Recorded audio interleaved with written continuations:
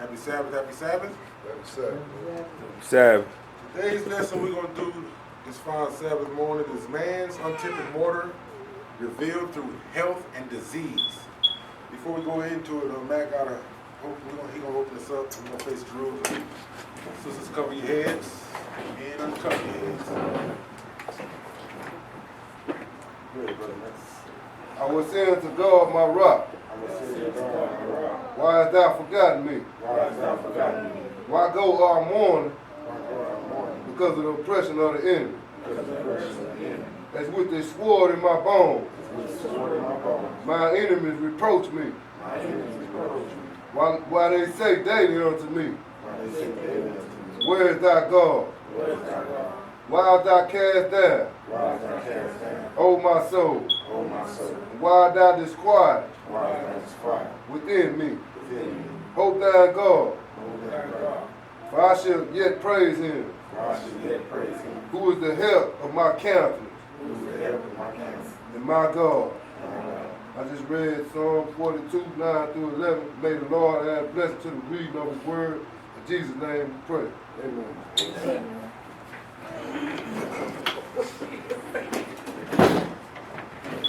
And like I was saying earlier, the reason why I labeled it untempered mortar, because it's the lies. And they're going to pile them on, but this time we're going to take a different approach when we do this lesson. It's going to be about health and disease, just to edify the people over some stuff that's they put in products and foods that we really don't pay attention to, about our being diabetic, you know what I mean, and having high blood pressure as a people. We don't never pay attention to nothing like that. So we decided, I got some motivation through Brother Dre. He sent me a video, 10 reasons why you shouldn't eat sugar. You know what I mean? And you know, Matt motivated me, man, put the lesson together. So it's just, it ain't a huge lesson.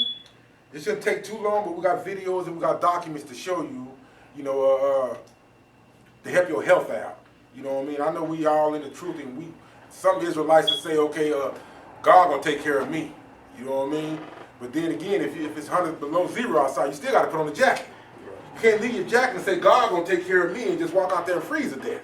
You know, that ain't how it works. So we already know the whole duty of man, and that's one of the last scriptures on there. So we're gonna go right into it. We start a little later today, and we got two brothers here from out of town, and senior and junior, all praises. Robert Lee Thomas Sr. and Robert Lee Thomas Jr. Gonna get baptized today, so we was trying to wait on them because I know they come from out of town, so but they ready to start that new chapter, coming in the covenant of the Lord, right? So with this lesson, we're going to dive right into Ezekiel 13, starting at verse 10.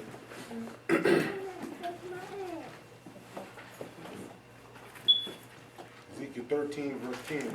Because untempered, that means it's not solid, your foundation. You ain't got that hardness in there because it ain't tempered, it's untempered. And mortar just means clay. So when it comes down to it, the book is talking about spiritual, it's a bunch of lies. And untempered, you know how you lace a brick and you layer it and you layer it and you layer it, but theirs is untempered, so it's a bunch of lies upon lies. And you can go, you know, the Lord shows us all things through understanding of the book. So you can kind of get, even your health got to be right. You know what I mean? Because you're in the land of your captives. So even the things that they put in food ain't going to be right. And it ain't just for Israelite spirit, it's for all people. Because it's the greed of all people. We're going to show you that in these videos today. This is just about money, money, money. And that's all it's about. It ain't about your health. So, you know, us being, you know, in this truth, the Lord bless us with a little wisdom to understand what's going on around us a little better than the average. You know what I mean? So we're going to look into things. So we're going to start in Ezekiel 13 and verse 10 through 12. Go ahead, Brother Matt. Because they have seduced my people, saying, peace, and there was no peace. And one built up a wall, and lo, others daubed it with untempered mortar. And see, it says, saying peace where there is no peace. So one daubed it, so it's a unit, it's like a company. You know what I mean? There's a lot of companies together. And they daubed it with untempered mortar because the people, they sitting up under this whole world and just being a commodity, right? Yep. Being merchants. Just give me your money. It's almost like income tax, really. Go ahead, keep on reading, brother. Say unto them which daub it with untempered mortar, that it shall fall, There shall be an overflowing shower, and ye, O great hailstones, shall fall, and a stormy wind shall rend it. Go ahead. Lo, when the wall is fallen, shall it not be said unto you, where is the dogging wherewith ye have dogged? Now, so you don't want to put it together? Yep. So why come you ain't standing up? But the Lord gonna bring this thing down, and He's gonna reveal everybody's secrets, and that's what's happening now. Through His wisdom, we can understand how to go look for something. You know what I mean? Like the brother sent me the video. You know what I mean? I didn't know that. I've been walking in these grocery stores, they ain't turned around and looked at the label. These small things can help you, you know, in your health. You know what I mean? Now, we ain't talking about the whole duty of man. We know what that is. You know what I mean? So keep on reading, Brother Matt. So, verse 14. Verse 14, go ahead. So will I break down the wall that ye have dogged with untempered mortar. The Lord said He's going to break it down. Go ahead. And bring it down to the ground, so that the foundation thereof shall be discovered. So the Lord said He's going to reveal them. You're going to be discovered on the things you're doing upon people of the nations. Go ahead. And it shall fall, and ye shall be consumed in the midst thereof. And ye shall know that I am the Lord. Go ahead. Thus will I accomplish my wrath upon the wall, and upon them that have dogged it with untempered mortar. Yep, no more walls, He said. There ain't going to be no more of that. Go ahead. And will say unto you, the wall is no more, neither they that have dogged it. So you ain't got to worry about nobody taking advantage of you no more. And we already know that's the day of the Lord. And real fast, hold on. Get this brother. I just want you to know I looked at it. There is 1 minute. I'm going to get a book for you. All right. And now, with that being said, now we understand Untempered Mortar. The Lord going to bring it down, going to reveal all their secrets. And if you're not looking for something, you'll never find it. If you're not searching for something, you'll never understand it. If you just go every day with your everyday walk, then you're going to stay just like as you are to death. But if you seek it out, because the Lord give you wisdom to seek out things, then you will understand how to go figure this stuff out. You know what I mean? You got to look at something. You know, a lot of people just don't care at all. You know what I mean? And that'll get you killed in a sense. You know what I mean? That's why I was telling you about going outside in the wintertime without no jacket and saying the Lord going to save me. And He tell you in Jeremiah 23, tell that man that got to say I got a dream, tell him the Lord didn't send you. Mm-hmm. You know what I mean? All right, now with that being said, let's go to Daniel. Daniel 1. We done with that, right, man? Untempered Mortar? Yeah, we done with that. All right, Daniel 1.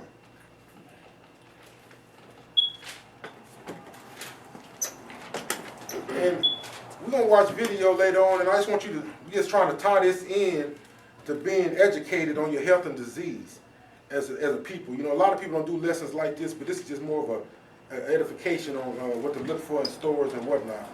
You know what I mean? Because, you know, as we get older, we just can't go grab nothing off the shelf because they got a lot of stuff in this product now that wasn't back in the day. You know what I mean? So Daniel 1 and verse 1. We're going to read 1 through 17. Go ahead, brother. In the 3rd year of the reign of Jehoiakim, king of Judah, came Nebuchadnezzar, king of Babylon, unto Jerusalem and besieged it. And the Lord gave Jehoiakim, king of Judah, unto his hand, with part of the vessels of the house of God, which he carried into the land of Shinar, to the house of his God. And he brought the vessels into the treasure house of his God. Go ahead. And the king spake unto Ashpenaz, the master of his eunuchs, that he should bring certain of the children of Israel, and of the king's seed, and of the princes, children in whom was no blemish, but well favored and skillful in all wisdom. Hey, man, you better go get them Hebrew kids, man, and bring them with you. Because there's something about them, ain't it? Go ahead. And cunning in knowledge, and understanding signs, such as had ability in them to stand in the king's palace, and whom they might teach the learning in the tongue of the Chaldeans. Now, when you got signs, you got understanding, don't you? Yeah. You know, you just ain't sitting around waiting on somebody. You go get it yourself, don't you? You know, and through the hand of the Lord show you that wisdom. Go ahead.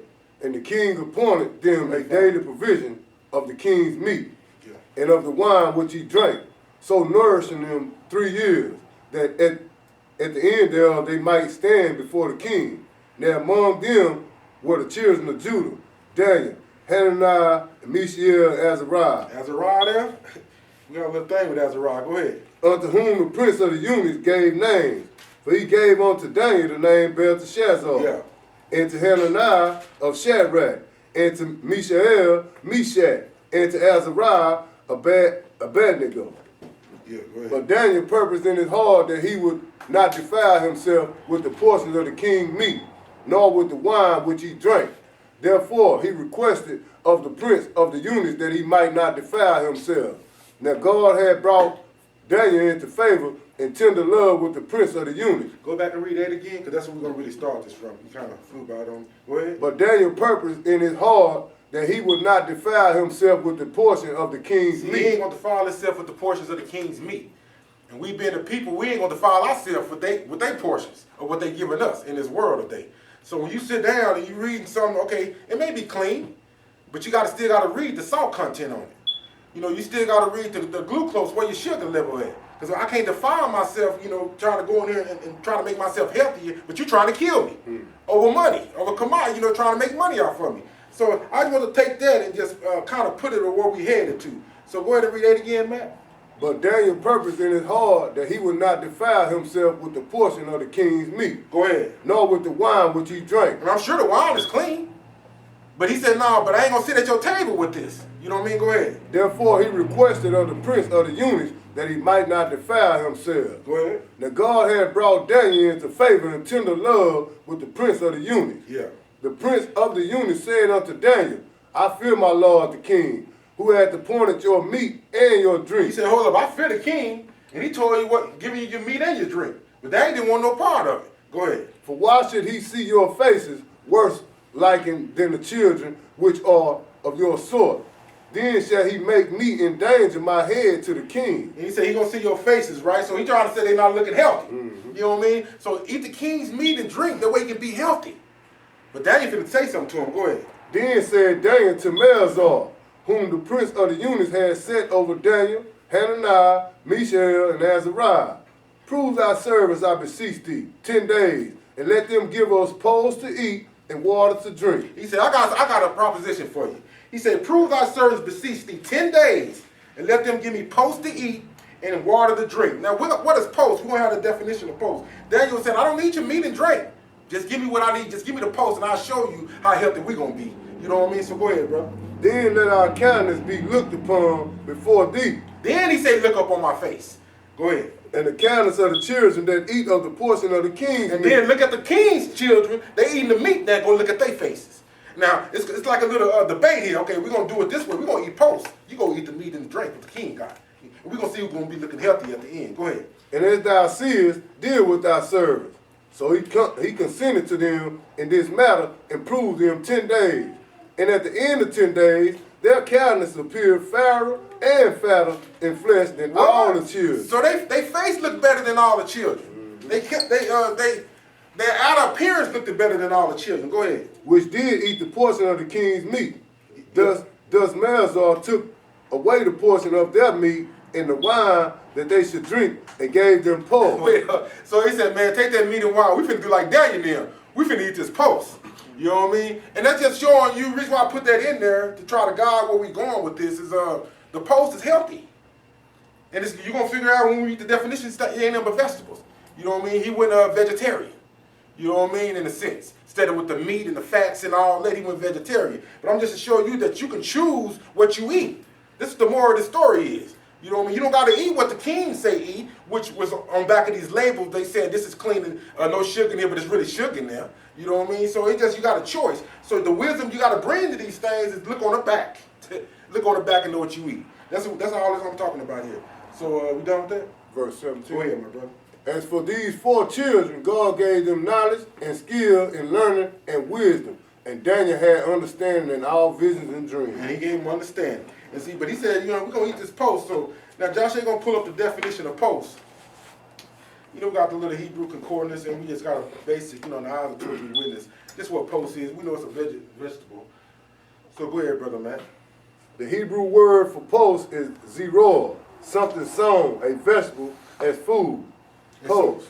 And he didn't. So that's showing you he didn't go after all that meat that the king went after. And just showing you he eating better and telling you that look now, look at my faces and our kids' faces, and look at your kids' faces. You know what I mean? So when you go on into the store, once you start doing this, we're gonna see a video later on. Your appearance start looking different.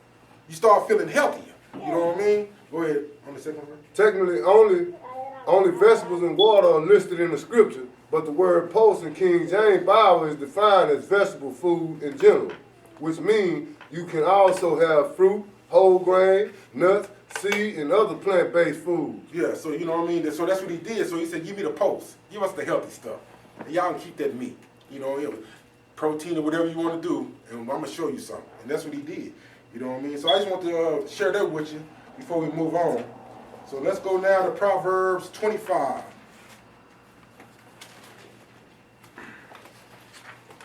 And this lesson was motivated off sugar diabetes. You know, being a diabetic. You know what I mean? And majority of the people we know are diabetics. You know what I mean? And if it ain't you, you know somebody that is the diabetic. And what they doing and how they change the numbers towards them. We're going to watch all that later. So Proverbs 25 and 16, we're going to skip to 27. So go ahead, Brother Matt. 25 and 16, go ahead. Hast thou found honey? Eat so much as is sufficient for thee, lest thou be filled therewith infirmity. And you know, we all know honey is healthy. So the reason why I went and got that, just to show you, you can eat certain things, but you can't eat a lot of them. And that's the book showing you even honey is bad for you if you eat too much. You know what I mean? So go ahead. Verse 27? Yeah, drop down to 27.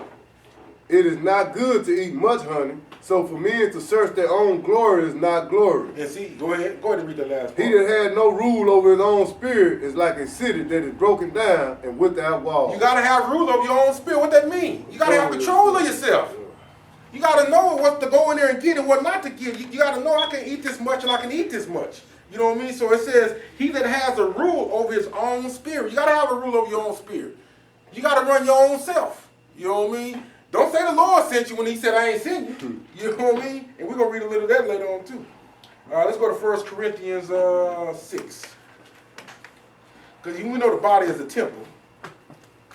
And we all got something to work on as people. You know what I mean? But just do the best you can. 1 Corinthians 6. We're going to pick it up at 12. Go ahead, Brother Matt. All things are lawful unto me, but all things are not expedient. All things are lawful for me, but I will not be brought under the power of any. Yes, sir. Go ahead. Meat's for the belly, Yeah. and belly for the meat. There you go. But God shall destroy both it and them. Yeah. Now the body is not for fornication, but for the Lord, and the Lord for the body. Go ahead. And God had both raised up the Lord, and will also raise up us by his own power. Go ahead. Know ye not that your bodies are the members of Christ? Shall I then take the members of Christ and make them the members of a harlot? God forbid. Yeah, go ahead. What? Know ye not that he which is joined to an harlot is one body? For two, said he, shall be one flesh. And see, if you join to a harlot, that's one body. So you join to whatever you join yourself to. That's what's pretty much what it's saying. And it says here in verse 13, it says, meats for the belly and belly for the meats. But God shall destroy them both. But while you're here, you have a choice to get yourself together. You know what I mean? And then also, the book also tells you, why kill yourself before your time? You don't want to even do that, do you? So you got to be careful how you tread there. Go ahead, Brother Matt. Verse 17. Yes, sir. But he that is joined unto the Lord is one spirit. Yeah. Flee fornication. Every sin that a man doeth is without the body. But he that committed fornication sinned against his own body. Yeah, go ahead. And this What? spiritual, he's talking in physical. Go ahead. What? Know ye not that your body is the temple of the Holy Ghost, which is in you, which ye have of God, and ye are not of your own? And see, your body is your temple, so we got to try to do the best we can while we're here. You know what I mean? Because it's the Lord that gives you breath, and it's the Lord that take it away. Before he take it away, live long, and you know. And he said, be merry, be happy while you're here. You know what I mean? But you just can't be happy eating what they giving us, because we're not back in the when Christ was walking the earth, or Nebuchadnezzar and them was before they came and picked us up. The same food, the food ain't the same. And they had a lot of GMO, genetically modified organisms. They had all kind of stuff to your food. Now go ahead, man. Verse 20. Yeah. For ye are bought with a price. Therefore glorify God in your body and in your spirit, which are God's. Yeah, and see, in your spirit, which are God's. But see, the whole moral of this story is know ye not that your body is a temple. So your body is a temple. You know what I mean? You got to take it serious. You know what I mean? And that's why these brothers come to knock when they get baptized, they taking all that oldness out of there. So when they come out that water, what they did in the past is gone. You know what I mean? So now they finna work on their temple. You know what I mean? And so, this is just a little smaller things that we got going. So we're gonna go to Proverbs 23. We're gonna try to speed it up. That's why I ain't jumping in and out too much.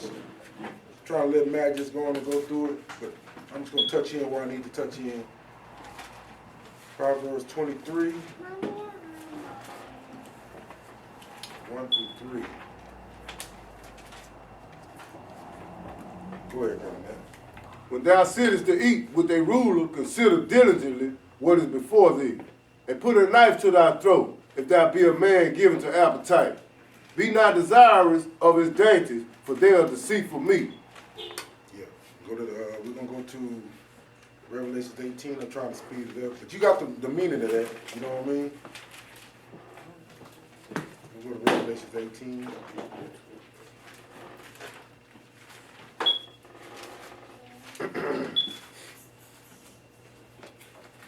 Verse 4.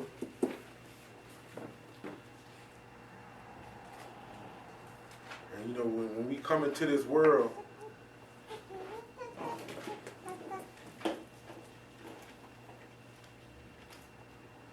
we're going to know not to be partakers of what the world is partakers in. Once you come into this truth, you know what I mean? So, Revelations 18 and verse 4. All right, go ahead, brother man. And I heard another voice from heaven saying, Come out of her, my The Lord people, said, come out of her, my people. Go ahead. that ye be not partakers of her sin. Yeah, go ahead. And that ye receive not of her plagues. Because you don't want to receive her plagues. Her plagues is dangerous. She's trying to take you out every second. This is just one section we're talking about. We got a war, we got news, we got this, we got that, we got secret societies, we got people disappearing, you got people walking off on the news saying such and such disappeared, but somebody really took them, didn't they? Yep. And you will never know that. So there's just a lot of stuff going on. So the Lord just said, just come out of her, all kind of ways. And this is just one of the ways we finna come out of her through health and disease. Because they take this real serious on what they put in this food. And we're going to show you the video on that. All right, where we at, man? Verse 5. Go ahead. For her sins have reached unto heaven, and God have remembered her iniquity. Yeah. Reward her even as she rewarded you, and double unto her double according to her works. And see that Sodom and Gomorrah, the sins reached up to heaven last time, ain't it?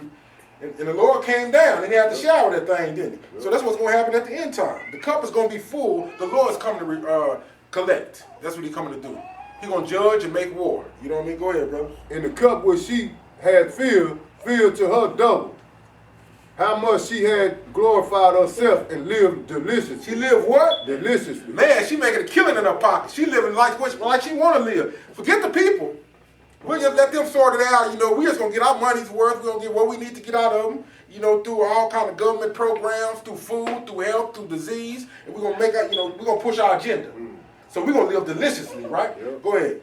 So much torment and sorrow give her. For she said in her heart, I see the queen, and I am no widow, and shall see no sorrow. Yeah, she said she ain't no widow, and she ain't going to see no sorrow. And that's how puffed up they is, you know what I mean? And this is the whole nation, you know what I mean? So where we at, man? Verse 8. Go ahead. Therefore shall her plagues come in one day, yeah. Death and mourning and famine, and she shall be utterly burned with fire, for strong is the Lord God who judges her. And the kings of the earth who have committed fornication live deliciously with her, shall bewail her and lament for her, when they shall see the smoke of her burning. Okay, you was with him at first, but you stepped away from it. And now you're going to be able to see how that person went down, or that organization went down, or that land went down. You know, we already know this is just a branch of Babylon toward the end on the day of the Lord. But go ahead.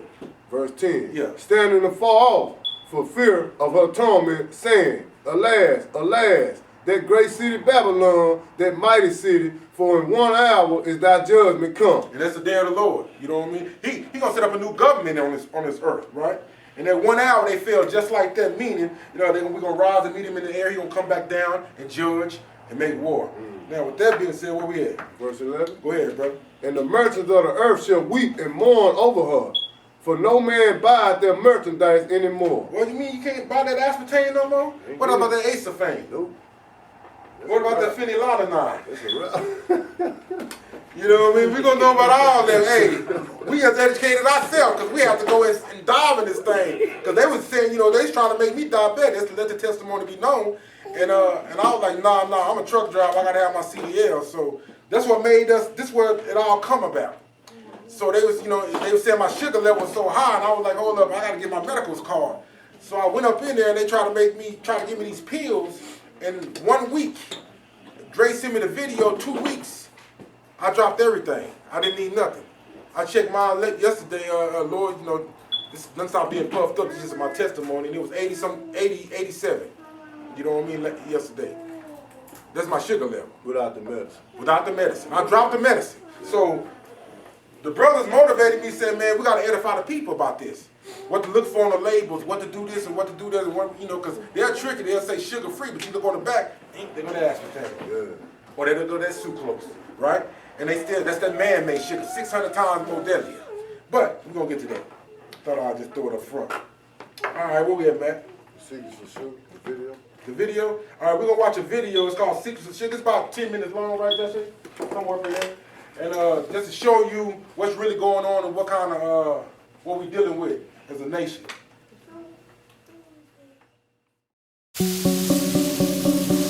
It's sweet. It's seductive. Is it deadly? Tonight, the dangers of sugar. I think that sugar is a main contributing factor. Serious new warnings from serious people. The more I learn about it, the more it scares me. Also tonight, what the sugar industry has tried to hide. Strategies that I thought the tobacco companies made up back in the 50s, actually some of those the sugar people had done even before that.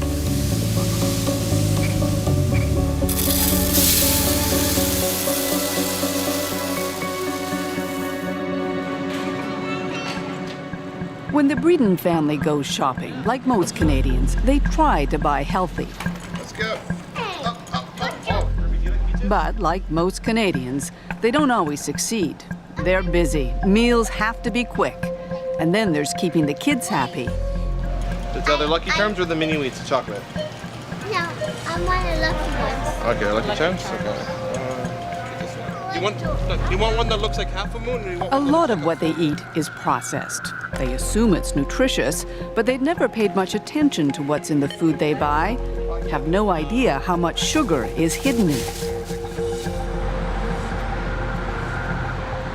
All right, guys, so I want you to just kind of start by telling me a little bit about some of the groceries that you got today and where... Registered dietitian Jacqueline Pritchard is about to help them figure it out.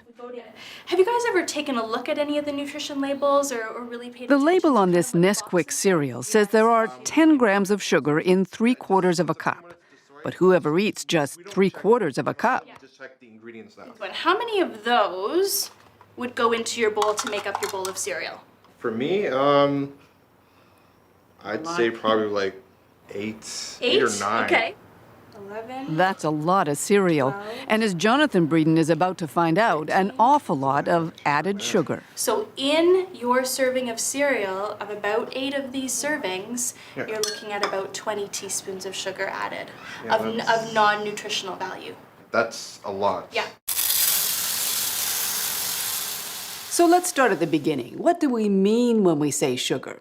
Well, whether it's the white stuff that you bake with or the brown stuff that you sprinkle on your oatmeal, whether it's honey, molasses, syrup, maybe the high fructose corn syrup you've heard of, there's a lot of that in things like pop. Chemically, it's all pretty much the same thing, and we do consume a lot.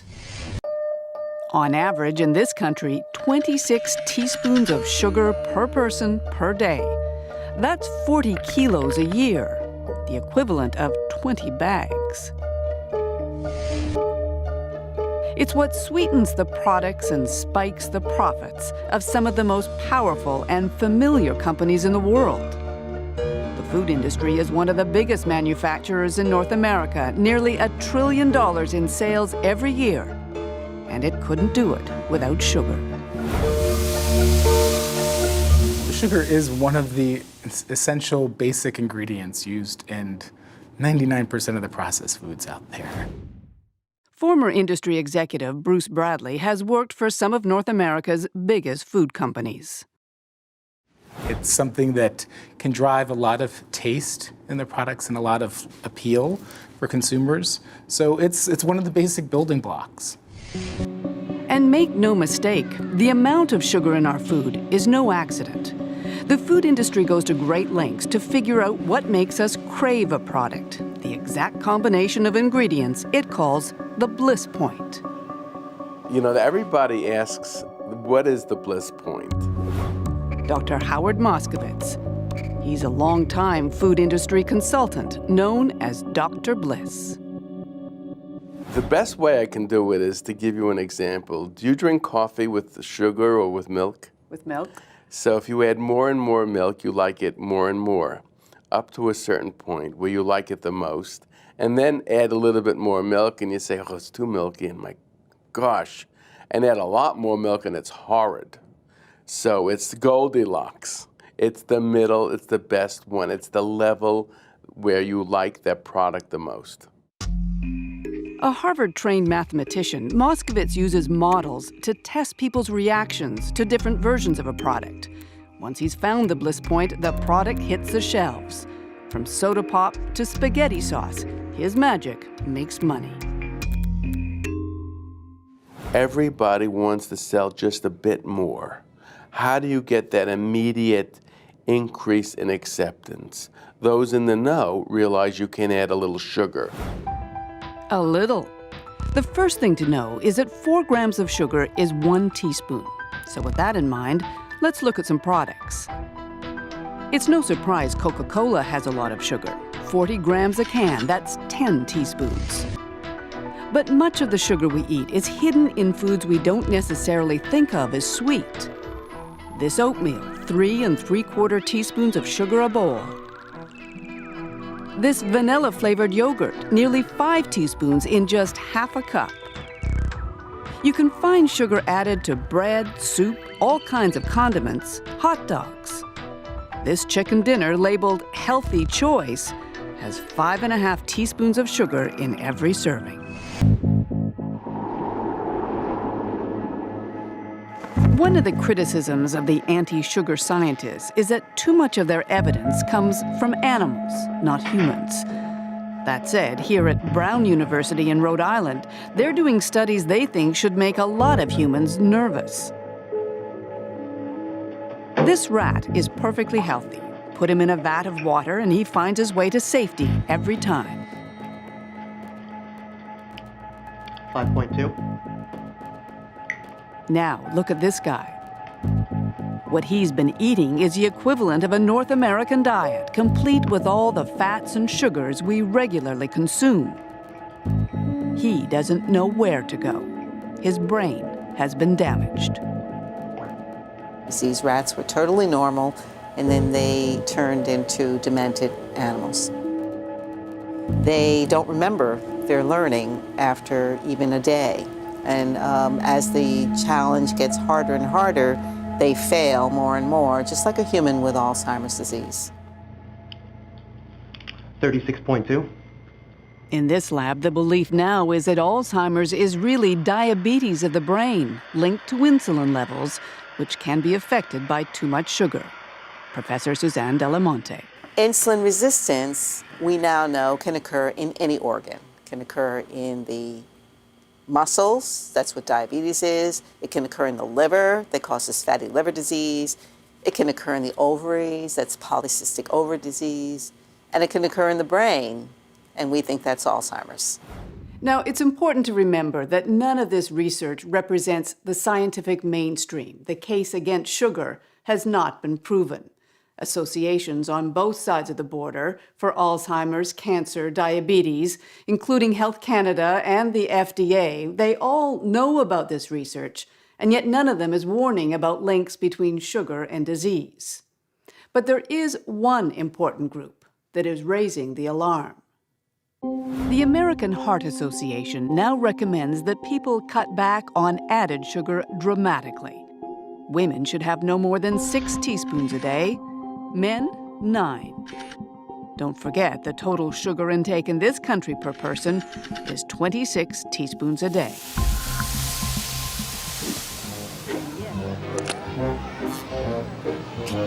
Everywhere you turn, somebody is telling us what we can't eat. But advocates keep on trying. 2 weeks ago in Washington, congressmen calling on the government to help consumers by demanding better labels, and at the very least recommending a daily limit for how much sugar is safe. In Canada and the US, those limits exist for other ingredients like fat and sodium. Manufacturers must say what percentage of the recommended daily limit their product contains. But next to sugar, nothing. A new study is adding to recent evidence that some artificial sweeteners may not be safe alternatives to sugar after all. Adults who consume the equivalent of about 2 packets a day of aspartame were found to have an elevated risk of stroke. Aspartame is found in Equal and NutraSweet, as well as prepared foods and drinks. And those who use similar amounts of sucralose found in Splenda and many sugar-free foods appear to have a higher risk of coronary heart disease. A blood sugar is typically what we check when we identify those who are at risk for diabetes. And we do it as a screening test as well.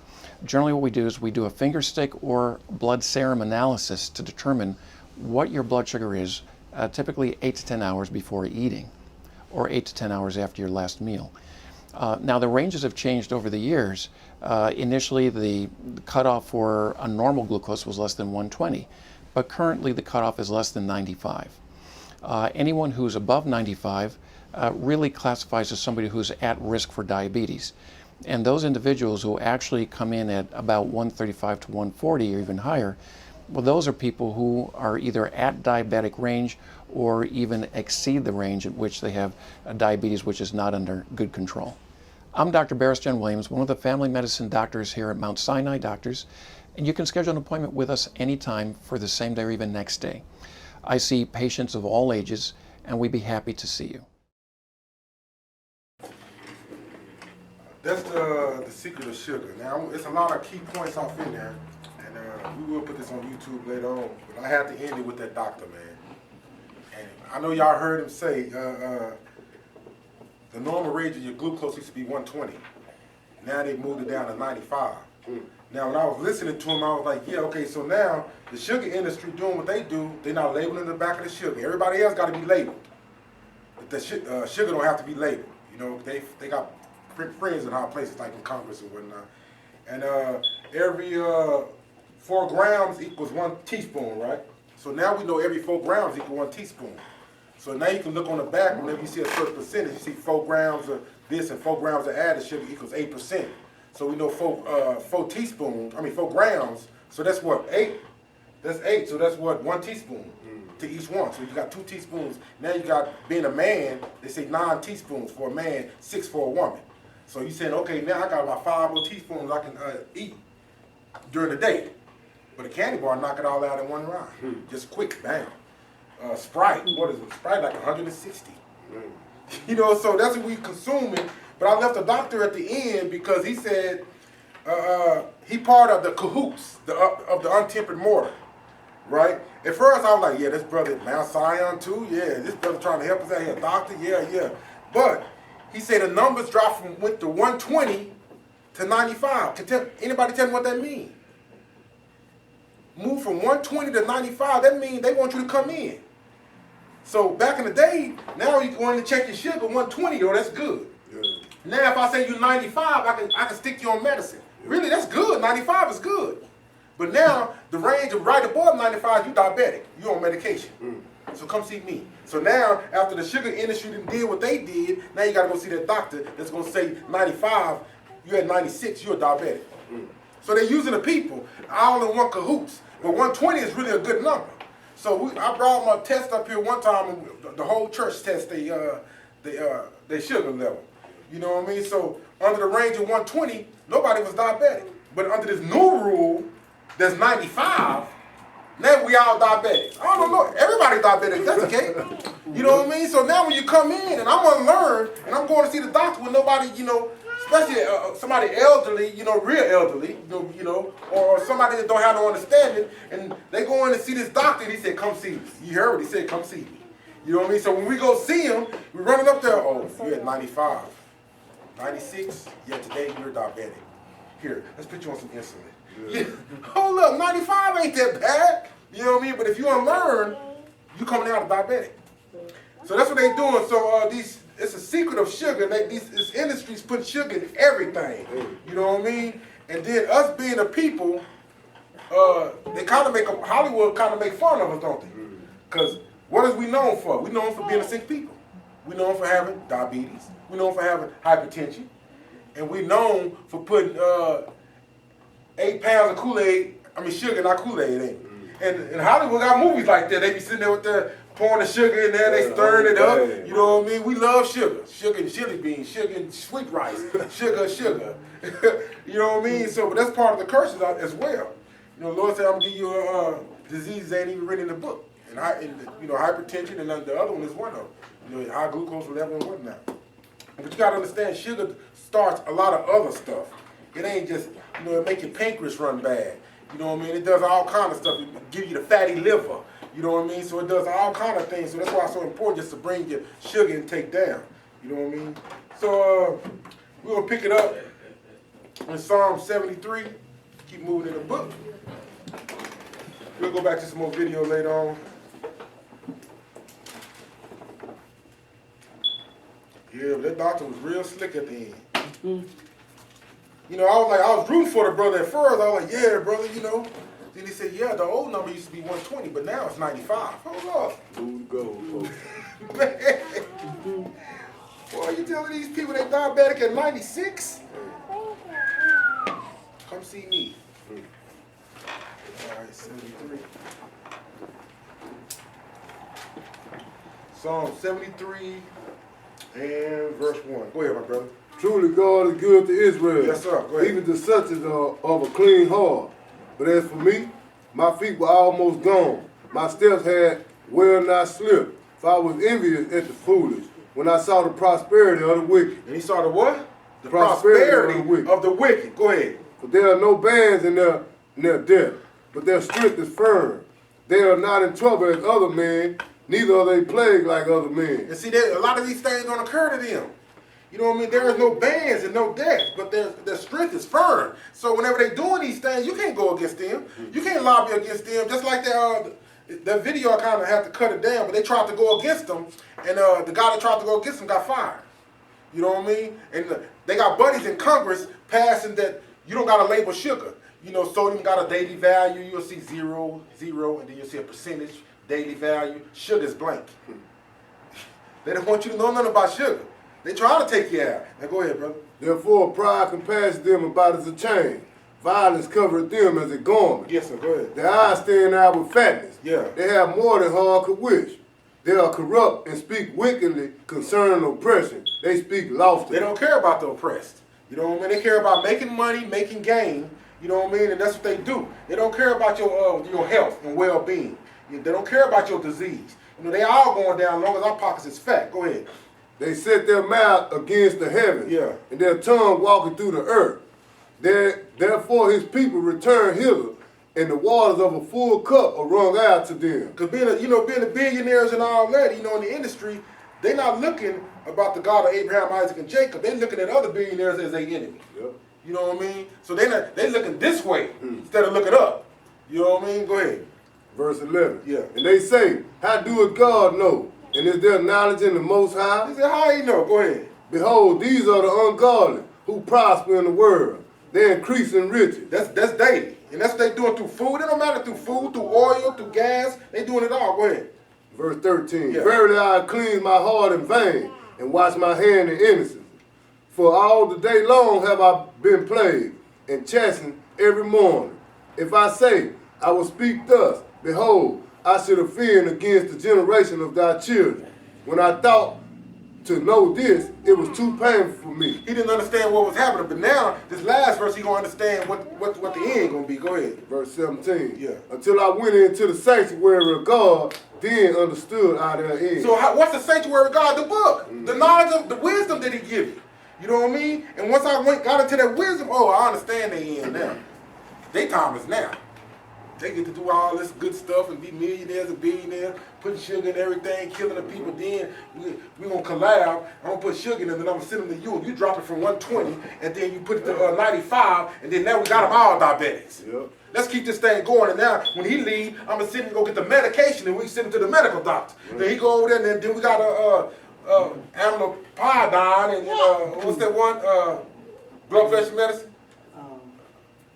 Lisinopril, yeah. We got all these type of medicines, and we sending them, so we just making money everywhere. Everybody in cahoots. Living deliciously. Yeah.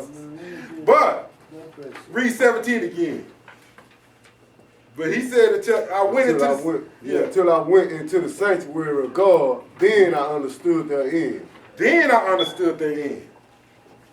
You understand? Yeah. So okay, so we're gonna precept that. It ain't in the lesson, but see, understanding their end and the greed they have. Let's shoot to Psalms 92 real fast. Just a couple of pages over. Psalms 92, verse 6. 6 through 7. So it's all about money, man. It's not about the people. And that's why the lady that was on there was saying, why don't you edify the people and let them know what's going on with this sugar thing? They said, we ain't got to label nothing. You know what I mean? And that's up to them to go look and see what they eat. Go ahead, 92, 6 and 7. Go ahead, my brother. A brutish man knoweth not this, knoweth not. Neither doeth a fool understand this. Yeah, go ahead. When the wicked spring is grass. Yeah, when the wicked spring is grass, go ahead. When all the workers of iniquity do flourish. Yeah. It is that they shall be destroyed forever. The Lord gonna get them. So when you got this untempered mortar, who gonna reveal it? The Lord gonna reveal it. It don't matter if he reveal it just then, or he can reveal it through gravity, like or through a media source. But you're gonna be revealed, and your walls gonna come crumbling down. And then that's what it's saying there. You know what I mean?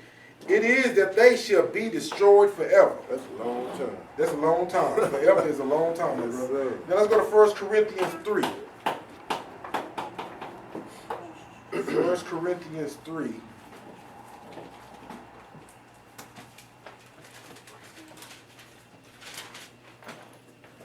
We're going to pick this up at 16. I'm just trying to merge this health and disease. I'm trying to give you a little book at the same time, because this is really important, about these videos and whatnot, and how to look for different things. And if you have any questions, we'll go over how to look in the back of the label and how many teaspoons is for a man and for a woman. You just holler us after church. 1 Corinthians 3 and 16. Go ahead, Matt.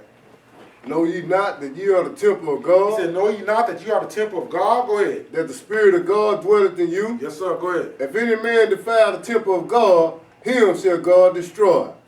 For the temple of God is holy, which temple ye are. And see, you can't defile it. So you got to try to take care of it. When you take care of it, you got the wisdom to understand what you need to buy, bring in your household, for your children can eat. Mm-hmm. Consume. We can't give them all this sugar, you know what I mean? Because it's gonna bring us all down, especially when we get older, you know what I mean? But see, our forefathers didn't, when really talking about this, because we was under the curses, the Lord sent us, huh? He said, I'm scattering you on all four corners of the earth, and then you're gonna seek me early. In latter time, knowledge increasing, because that's scripture too. So if knowledge increasing, he's giving you wisdom to understand how to live. You understand what I'm saying? So come out of her, my people. That way you won't be partakers of her plague. Now go ahead. Verse 18. Yes, sir. Let no man deceive himself. Yeah. If any man among you seemeth to be wise in this world, let him become a fool that he may be wise. Let him become a fool that he may be wise. You know what I'm saying? They done already dumb me down now, Lord. Now I got to take your word and try to go forward and try to help myself and clean up my household. The little level to hold up on. So I got to clean up my household and come in this truth. So when y'all get baptized, now I got to clean up my household. You know what I mean? That's the temple. You know what I mean? Go ahead, my brother. Verse 19. Yeah. For the wisdom of this world is foolishness with God. For it is written, he taketh the wise in their own craftiness. And again, the Lord knoweth the thoughts of the wise, that they are vain. Yeah. Therefore, let no man glory in men, for all things are yours. Don't let no man glory in man. Because the Lord said he know the thoughts, and it's vain. It's all about coming up, money, you know what I mean, cars, and this, but nobody ain't looking up to the Lord. And being thankful. And we all know the whole duty. I can't say that enough. You know what I mean? I'll probably say that till the day of the Lord. You know what I mean? All right, where we at? Psalms 52? We're going to go to Psalms 52.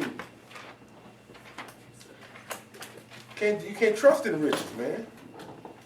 But they do. And what made me do this, like I said, is they tried to grab me. You know, and I had a brother that he passed, but I had a brother that went through that, and I didn't understand what the pancreas was doing. I didn't understand none of that type of stuff. But he went under, and they was giving him this and giving him that. And when you got a loved one in the hospital, you have to go every day to visit them, or they would take them out. And I'm a witness to that. You know what I mean? So if you ain't got no love, if you got a loved one in the hospital, you got to go check on them, because they'll try to do things to you that you ain't around, and it turns into a health issue. So it turns into insurance and see what they can get. It's sad, but it's like that. You know what I mean? Very, very seldom you can find a real good doctor that really care about the people, that care for your well-being. But majority of the time, it's a system. You know, they ain't gonna go through the books and say, okay, this person got this, let me go back home and hit the books. No, they gonna say, well, this person got this, just give them that. If they don't work, well, ain't nothing you can do. Ain't no more doctors really searching for something. You know what I mean? Like, okay, I gotta see what this brother doing now. Let me go back to my college books. So that's a good doctor. You know, he'll go and say, okay, well, he got these symptoms, but I know we give him this medicine. I need to try to. Nobody ain't doing it. They say, well, give him a headache, give him Tylenol. Morphine? Well, you gotta go. And you out of there. You know what I mean? So, okay, where we at? Psalm 52. Psalms 52 and verse 1. Go ahead, my brother. Why boastest thou thyself in mischief, O mighty man? Yeah. The goodness of God endureth continually. They gonna boast anyway. They doing that right today. Go ahead. The tongue devises mischief like a sharp razor, working deceitfully. Thou lovest evil more than good, and lying rather than speak righteously. They love evil more than good, and the tongue is deceitful. So they gonna tell you this. Okay, they got sugar, no sugar additive. Turn it to the back, Ace of Fame. I mean, I searched and we searched for drinks and I finally found one, right? Yeah. I'm like, yeah. And there go that sucrose at the bottom of it. Hardly. All these lab-made sugars. You know what I mean? It's like every sugar is in everything. It's a couple of them out there that we got a couple of them that we'll show you. There's one called Stir. You know what I mean? That you can put in your water and whatnot, and just different things. They got the stevia leaf, a natural plant base. You know what I mean? But go ahead, my brother. Verse 4. Yes, sir. Thou lovest all devouring words. Yeah. O thou deceitful tongue. God shall likewise destroy thee forever. He shall take thee away and pluck thee out of thy dwelling place, and root thee out of the land of the living. Yeah. The righteous also shall see him and fear, and shall laugh at him. They gonna do what? Laugh at him. The righteous gonna laugh at him. But right now, it's his time. And that's why it's time for you to wise up and don't follow in everything you do. At least give yourself a chance to try to, come against this guy. Go ahead. Lo, this is the man that made not God his strength. Yeah, that's right. But trusted in the abundance of his riches. He trusted in the abundance of riches. Right, go ahead. And strengthened himself in his wickedness. But I am like a green olive tree go ahead. in the house of God. Yes, sir. I trust in the mercy of God forever and ever. Forever and ever. Man, I mean, the word of God is beautiful, and this God does not play around, and this is a dangerous God we're dealing with. You know what I mean? But we know the time right now, Satan is running to and fro, seeing who we can devour. Yep. And we ain't got no understanding. It's what I'm trying to say is coming all kind of different ways. It ain't coming just with the murder that's in the street. It's coming, you know how many people die of diabetes every year? Man, the numbers is huge. That's the deception right there. Sugar and everything. That's how we gonna get them. And they just gonna lap it up and buy it up. Ain't nobody gonna look at no label. Just like ain't nobody gonna open no book, right? Ain't nobody gonna look at no label. Just give it to them. Then when they thinking they get no added sugar, we gonna slip in sucrose. You know what I mean? Or we gonna do aspartame, or acetylene, or phenylalanine. That's a new one we learned. So where we at? We finna go to some documents. Yeah. The first one, these are sweeteners, hidden sweeteners. That's that you can keep this paper and look on the back of your label. And we got some that's back there in the refrigerator right now, but I got a picture towards the end. But we know aspartame. We're gonna read about aspartame right here on the TV monitor. So this is the first sweetener to look for while you in stores on the back. Where it says sugar free. This is aspartame. You know what I mean? So this is just another sweetener. So go ahead, Brother Matt. Aspartame is the artificial sweetener sold under brand names such as NutraSweet and Equal. So you heard of NutraSweet and Equal. This has aspartame in it. You know what I mean? Remember, they live it deliciously. Right? Go ahead. That has been in use in the United States since the early 1980s. They've been putting that in our food since the 80s. Go ahead. It is used in many foods and beverages because it is much sweeter than sugar. So much less of it can be used to get the same level of sweetness. So they, when you got a mass production going, they just can keep it natural sugar and just say, okay, if you'd have left the natural things alone, just say no sugar, we'll know no sugar. You know what I mean? We didn't have to go to aspartame and all of it because we just dealing with sugar only. So when you say no sugar, we just say, okay, there ain't no sugar in it, we can use it. But nah, so you don't know where they coming from with these artificial sweeteners. Go ahead. Aspartame? Yeah, aspartame, the middle part. It derived from where? Aspartame is made of two naturally occurring amino acids, phenylalanine and aspartic acid, which also are components of proteins in our body and in food. The phenylalanine in aspartame has been slightly modified by adding a methyl group, which gives aspartame its sweet taste. And then they modified it on top of modifying it. This is in a lot of your stuff. So when you go home, just go to your, it don't matter where you go. Just go to your refrigerator or go to your cabinet, it don't matter. You're going to see either aspartame, acesulfame, or sucrose. You're going to see one of the three. You ain't going to see no natural sugar. Then, we already know about high fructose corn syrup, and then you got corn syrup, then you got syrup, then you got sugar. You know what I mean? They'll label them as some of them, so they're all the same when they come towards the end, but these right here, they slip in. And then they got a lot of side effects. We're going to read that too. Now, we done with that? Nah, weight gain. Go ahead, weight gain, go ahead. Weight gain, increased appetite, and obesity-related problems. Several studies link aspartame to weight gain, increased appetite, diabetes. There go diabetes right there, because it's sugar-free. We get a Coke can right today, and it says Diet Coke, look on the back, and I'm going to have aspartame in it. Sugar-free. Right, go ahead. Metabolic derangement and obesity-related disease. See our fact sheet, diet soda chemical tied to weight gain. Yeah. All right, this next we're going to go to is acesulfame. They all in cahoots. You know what I mean? We're going to show you a product that got pretty much all three of them except the sucrose. And, but there's a lot of products got sucrose. But we're going to show you one product that's in a major food chain that we probably go shop at every day almost. And I used to drink it. And we got some in the back. I'll show you when the church is over. But I got a blurred vision of it on here that I don't want to hit the backlash if I'm trying to take them under. I'm trying to take them under. Acesulfame, go ahead, my brother. Acesulfame potassium, also known as acesulfame K or ACE-K, is a synthetic calorie-free sugar substitute often marketed under the trade name. What? Look at the trade name. Go ahead. Sunet and Sweet One. The Sweet One. Boy, go ahead. In the European Union, it is known under the E number E950.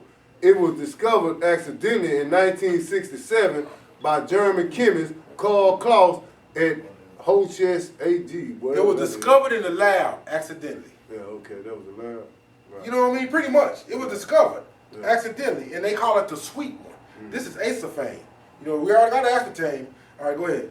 It's considered an artificial synthetic sweetener since it's man-made in a lab. Man-made in the lab, go ahead. Using chemical synthesis. It is structurally related to saccharin, brand name Sweet and Low. We all know Sweet and Low, go ahead. And the two share many physical and chemical properties. Acesulfame potassium brand names include Sunet and the Sweet One. Yep. Go ahead and read the side effects. Yeah. Side effects of acesulfame potassium. One of the major issues surrounding ACE-K is that it contains the carcinogen methylene chloride. According to studies, headaches, depression, nausea, mental confusion. Just like that rat was, wasn't it? Yep. Liver effects, kidney effects, visual disturbances, and cancer can all result from long-term exposure of methylene chloride. How can we win when you got to eat everything we eat? I'm trying to eat healthy, man, and then you telling me there ain't no sugar, and I'm going to go purchase no sugar, and you got acesulfame in the back. Dang. And then when I try to go in the back and see how much sugar I need per day, then you got it blank.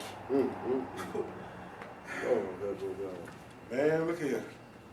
I just want to do this, man, because I'm about the people, man, and I had a testimony, and they tried to take me under, so I just wanted, my brothers got together, let's just share this. You know what I mean? And sugar is the number one. Whenever the sugar go bad, it knocks off a lot of stuff in your body. So when something start happening in your body, you're not knowing it's the sugar. Your pancreas and all that, they eating up the sugar. It's all about sugar. You know what I mean? And we're gonna see a video about this later. All right, let's just fly through this. This is phenylalanine. That's the la. Go ahead. Phenylalanine can trigger allergic reactions with symptoms such as itching, sweating on the face or hands, trouble breathing, tingling feeling in mouth. Side effects may include heartburn, fatigue, nausea, constipation, dizziness, headache, anxiety, or hypomania, a milder form of mania, sedation, jitteriness, and trouble sleeping. Doses higher than 5,000 milligrams a day can cause nerve damage. Wow. You see, these the things that's they made. It ain't natural sugar. Now you got natural sugar that's in fruits also. You know what I mean? I'd rather take my chances. You know what I mean? And then you got stevia leaf. You know what I mean? The thing, and we're gonna go over there too. Go ahead and read the middle part. Yeah. Phenylalanine can cause intellectual disabilities, brain damage, seizures, and other problems in people with PKU. Phenylalanine occurs naturally in many protein-rich foods such as milk, eggs, and meat. Phenylalanine is also sold as a dietary supplement. And that's what they get you through the dietary supplement way. Right. You know what I mean? They're gonna add and they're in cahoots with that acetylene. Now I think aspartame. All right, we're gonna go to the next one. We're gonna just fly through the close. Yeah. All right, and this is sucralose, and which is white table sugar. That y'all know is white table sugar. But then really that's sucrose. That's white table sugar. The sucralose is another additive. Got like my son sent me an article, and this is part of the article he sent. It got the amino, what's it? The amino acids in it. And it got I think this the one you sent me. Chlorine. We got the chlorine in it too. Same thing in swimming pool. Yeah, same thing. Yeah. That's terrible. And then it goes to and messes up your stomach. It kills 50% of your bios in your stomach that fight, bacteria and whatnot. So this is just all kind of stuff. So this is just sucrose, which is really sucrose, the sugar part of it. Go ahead. Sucralose is made from regular white table sugar, which biochemically is known as sucrose. Known as sucrose. Go ahead. During the manufacturing process, 3 hydrogen-oxygen groups are replaced with chlorine atoms. Chlorine atoms, right? Go ahead. On every sucrose molecule. The resulting product is about 600 times sweeter than sugar. How much sweeter? 600 times sweeter than sugar. 600 times sweeter than sugar. Man, why y'all gotta go do all that? Just get a sugar can and go and shuck it up and just mix it all in. But nah, they want to just drop all these chemicals in there. I don't know, man. It's just for, I don't know why they do it, but go ahead. So only a tiny amount is needed to sweeten foods and beverages. Right. The addition of chlorine also means your body doesn't recognize it as sugar. Oh, so it's sliding under there undetected. Man. So it's a stealth. A stealth killer. Yeah. Go ahead. So the molecules aren't broken down.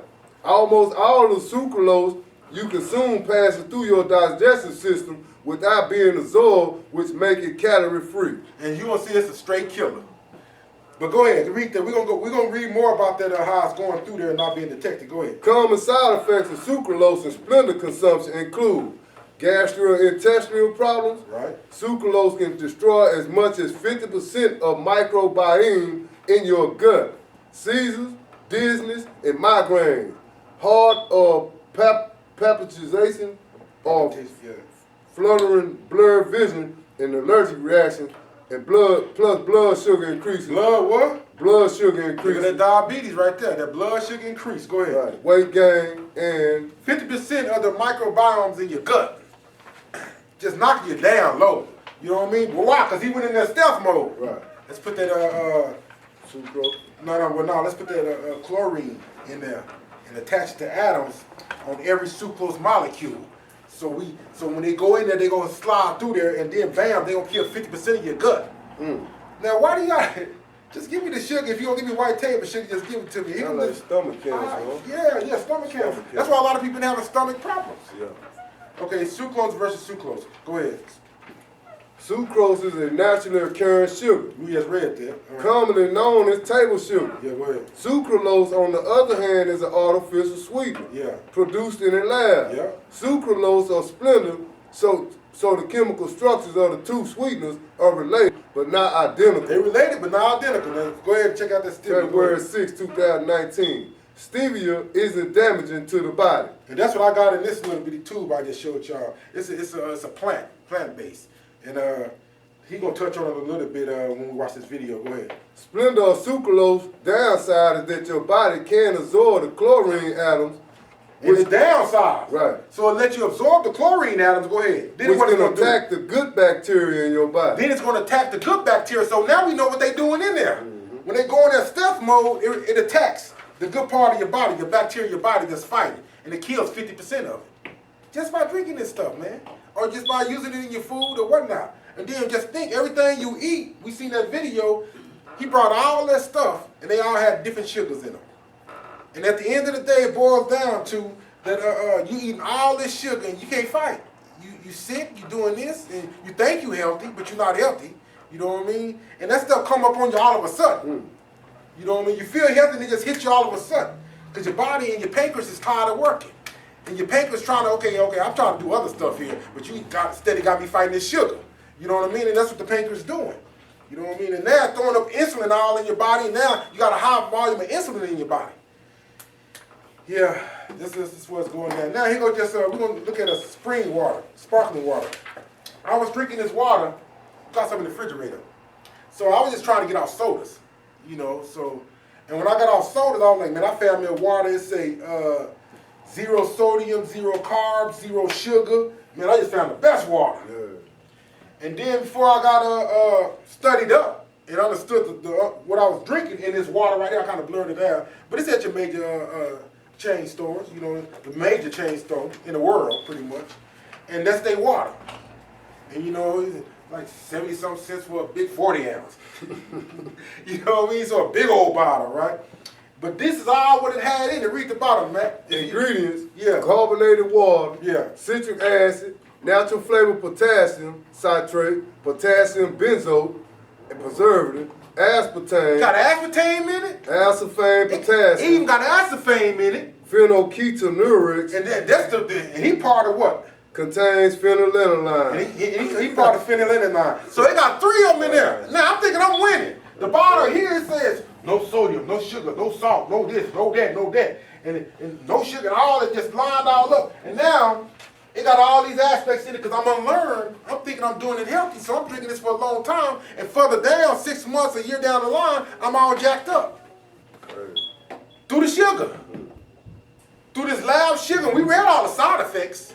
You know what I mean? On aspartame, acetylene, and phenylalanine. We read the side effects on all these. And then on top of that, like the video we seen earlier, the industry is not going to label it. So you got your daily value, like I was saying. And the reason why these are 0, because this claim to have 0 on all of it, but they just got 1% upon the carbs. But look, total sugar is blank. Boys got somebody in Congress. So now you don't got to label the sugar. So now you don't know what you how much sugar you consume daily. They're not edifying the people. But now we know 4 grams equals 1 teaspoon. Now we know that. But I don't care. You can leave that blank all you want now. And see, notice the sugar. Any label you go to at the house, it's going to say total sugar blank. Everybody else got daily values. But they went to court on that, the sugar people. You know, I didn't show you all the video. They came down in limousines, the Bisco, and this, all the top wigs. You know, and that's always reading that scripture. You know what I mean? With nothing. Blank there. Yeah, so this is just something hidden around you that's been going on for years. And we being the people we are, we known for high blood pressure, when we known for being a diabetic. Alright, so where we at now? We done with the documents, right? I think we got another video coming. Yeah, we finna watch this video. Now, this is one of the main videos that really started it. If you pay attention to this video, you can walk away with some good knowledge on how. And my testimony, like I was telling Matt, was when I seen this video and Brother Dre sent it to me, I was like, I did all that. Cause my glasses, I had my glasses on in my old prescription. And you know, once I knew about the sugar and all this, I started working on it. And then my vision got worse. But did it? What it was, when I dropped my numbers, and my old prescription had me blurred in the glasses. Because my numbers got better now, my vision getting better on the sugar. So I didn't know nothing about none of this. You know, I had to school myself. So now my old glasses, I'm like, why are they blurry? You know, because I'm living healthier now. I dropped all the sugar. My wife went in there, got the cabinet, and we started we started throwing out stuff, labeling this, and all they got me some peanut butter with no sugar in it.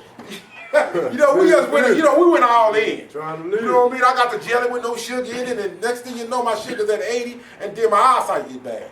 I said, why my eyesight bad? No, the doctor said it ain't bad, it improved. So now you got to get another prescription since you watching your sugar level. So this one I went at 80 something, I was about at 140, 160. I done brought it down from past so high you couldn't read it. And I didn't know nothing about all this, but I wasn't going to get on no medication, I'm telling you now. So I brought it down, so now these I got now is a little blurry because I even got it better. So I got to get another prescription. You know what I mean? But see, once you get your sugar better, your eyes gonna get better. And that's what he finna explain to you on this video. And your face gonna get slender and you're gonna feel a lot more energy. And I've been tanning up at work and they say, you already done? I was like, the youngsters telling me, you already done? I said, yeah. He said, man, you in beast mode. I said, man, I don't know what it is. But see, now that I watched this video and Dre sent it to me, everything he said, I was going through.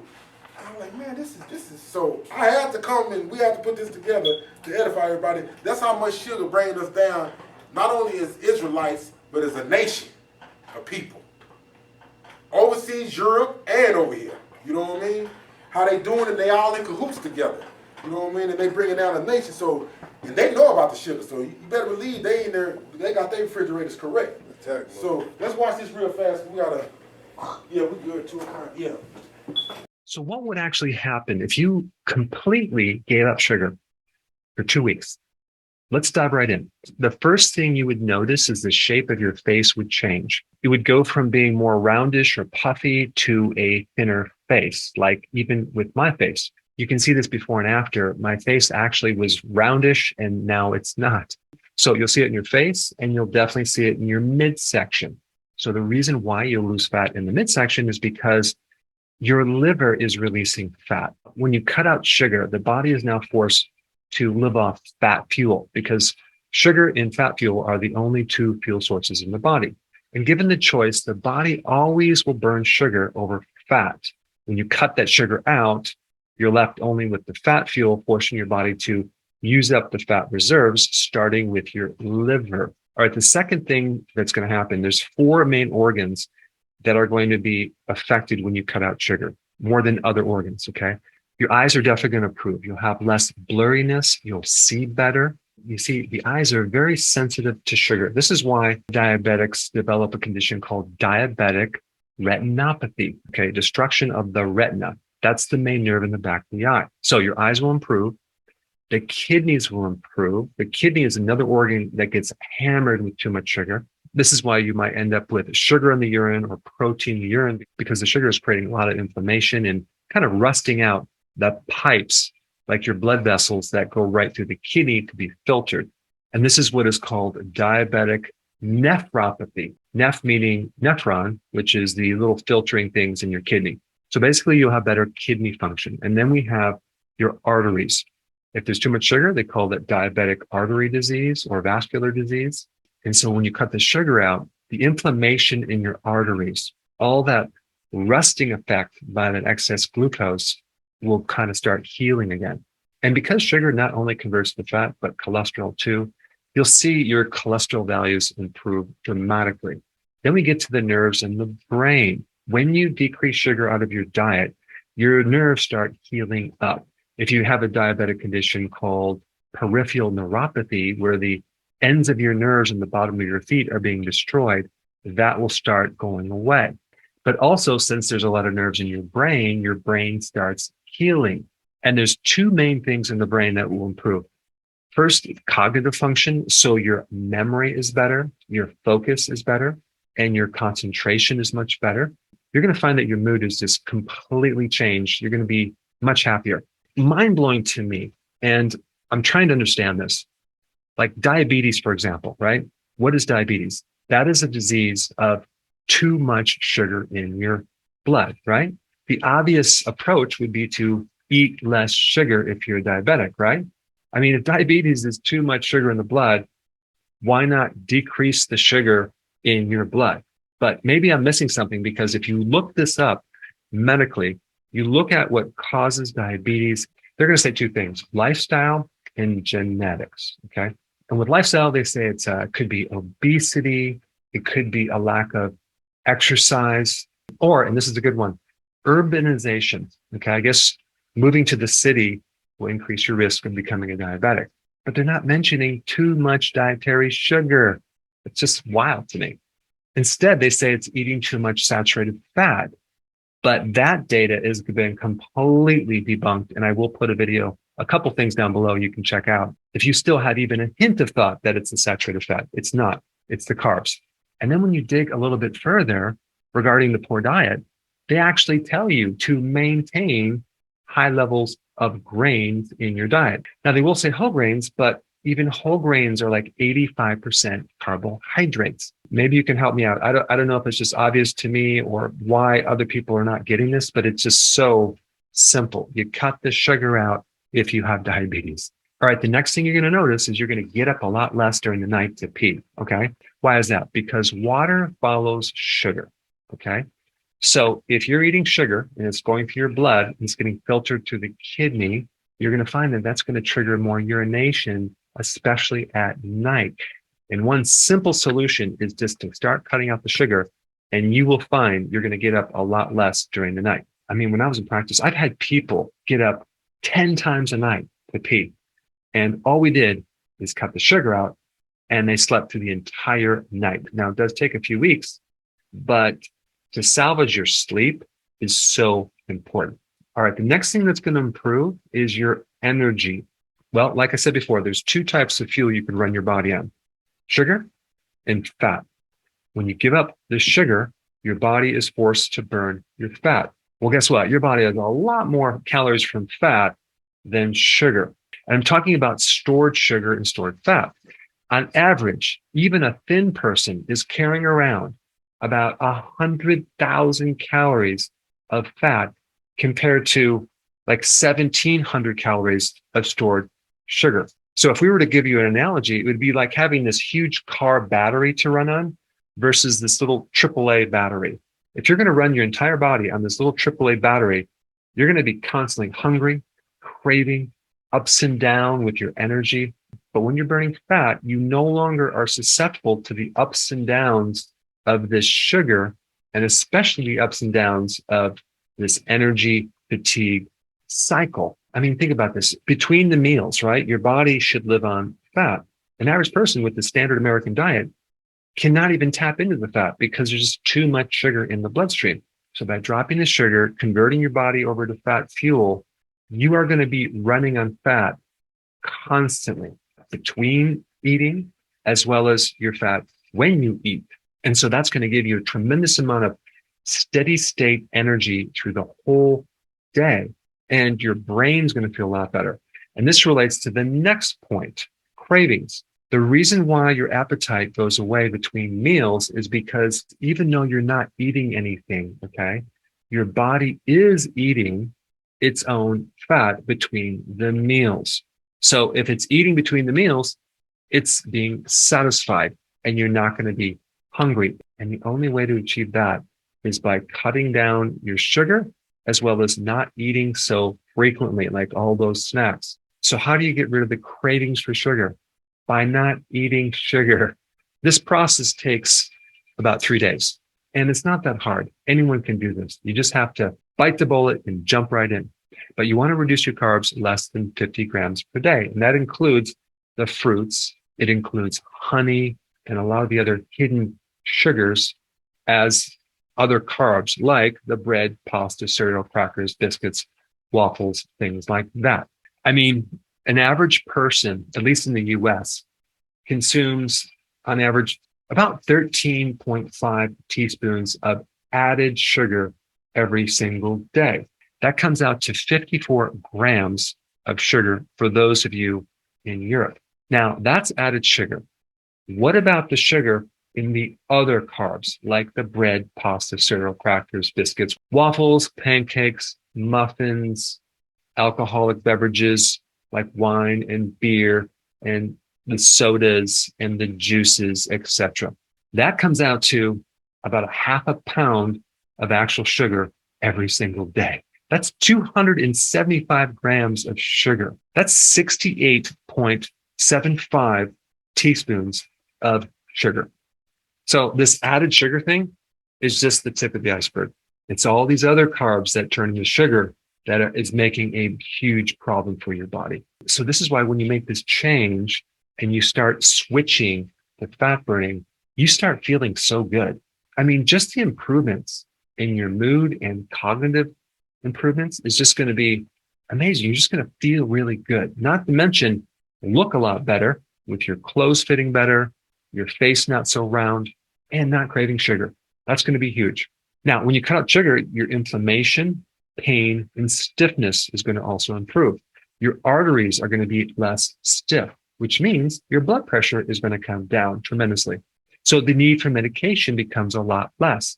And since anti-inflammatory medications are so popular nowadays, you'll be able to hopefully come off that medication as well, because your inflammation is going to come down. And I'm talking about inflammation in the inside of your tissues, inside the arteries, inside your eyes, inside your kidneys, inside the nervous system, like the stuff that you can't really see, that will improve.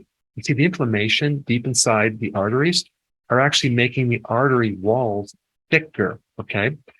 The thicker the walls, the less space you have for blood to travel, and the more susceptible you are to getting things like clogged arteries.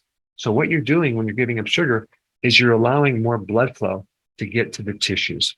All right, so number 7, and this is the obvious one, you're going to lose more weight, but not actually just weight, actual fat, which would be a really new concept for many people. Now, you will lose a lot of water weight initially because, like I said before, wherever there's glucose, I'm talking about stored glucose as glycogen, you're going to also store 3 times the amount of water. So stored sugar is basically a fluid-filled sponge, and you'll lose at least 13 pounds in the first 1 to 2 weeks just by cutting out the sugar.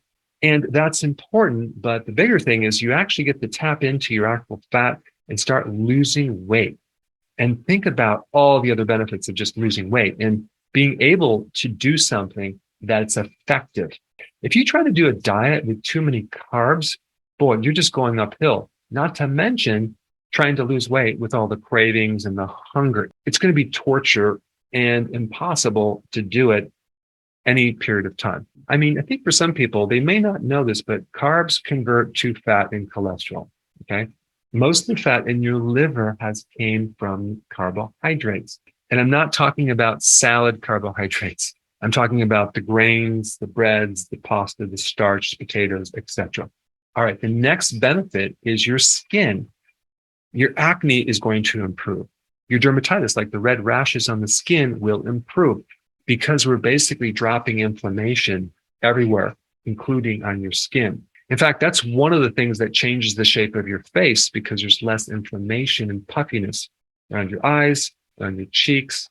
And many people are not connecting the dots that puffy face is excessive carbohydrates. And the last benefit, and I really want to explain this, okay? And I saved this for the last. You are going to improve something at the heart of most health problems that people have, and that is insulin resistance. Let me explain what insulin resistance is. First of all, you have to realize that insulin is a hormone triggered by sugar, okay, and carbs. And so they both kind of go hand in hand. When you increase insulin, it's because of the carbohydrates. So when your body develops a resistance to anything, it's rejecting that thing, okay? Now, you can also have glucose intolerance, which is a form of resistance, right? So this is all about receptors in your body, okay, when receiving certain things. So when you consume a lot of sugar over time, your body is resisting that, and the sugar does not connect anymore because the body is putting up a barrier. It's becoming very intolerant. Same thing with insulin, right? If there's too much insulin, that's very, very toxic and dangerous in the body, so your body develops a resistance against it. Now, to solve this problem, our body just basically makes more insulin to penetrate this resistance, this barrier. So we have a situation where we have a lot of insulin being produced in the body, thus all the extra side effects that I just mentioned, because a lot of those are not just high glucose, they're high insulin as well, but also at the cell level, we have this deficiency of insulin situation, which also creates other problems. But eventually what happens is the pancreas that's pumping out all this insulin gets so tired, it can't compensate for this barrier or this resistance. So then it gets tired and it stops producing as much insulin. And this is when you get pre-diabetes and diabetes no longer compensating for the situation. And so we don't have enough insulin to push the blood sugar down. So when you have insulin resistance, you basically have a slow metabolism situation. You're going to have this set point, this certain weight that you just cannot get past. Let's say it's 160 pounds. You can diet, you can exercise, your body will not let you get below that certain weight.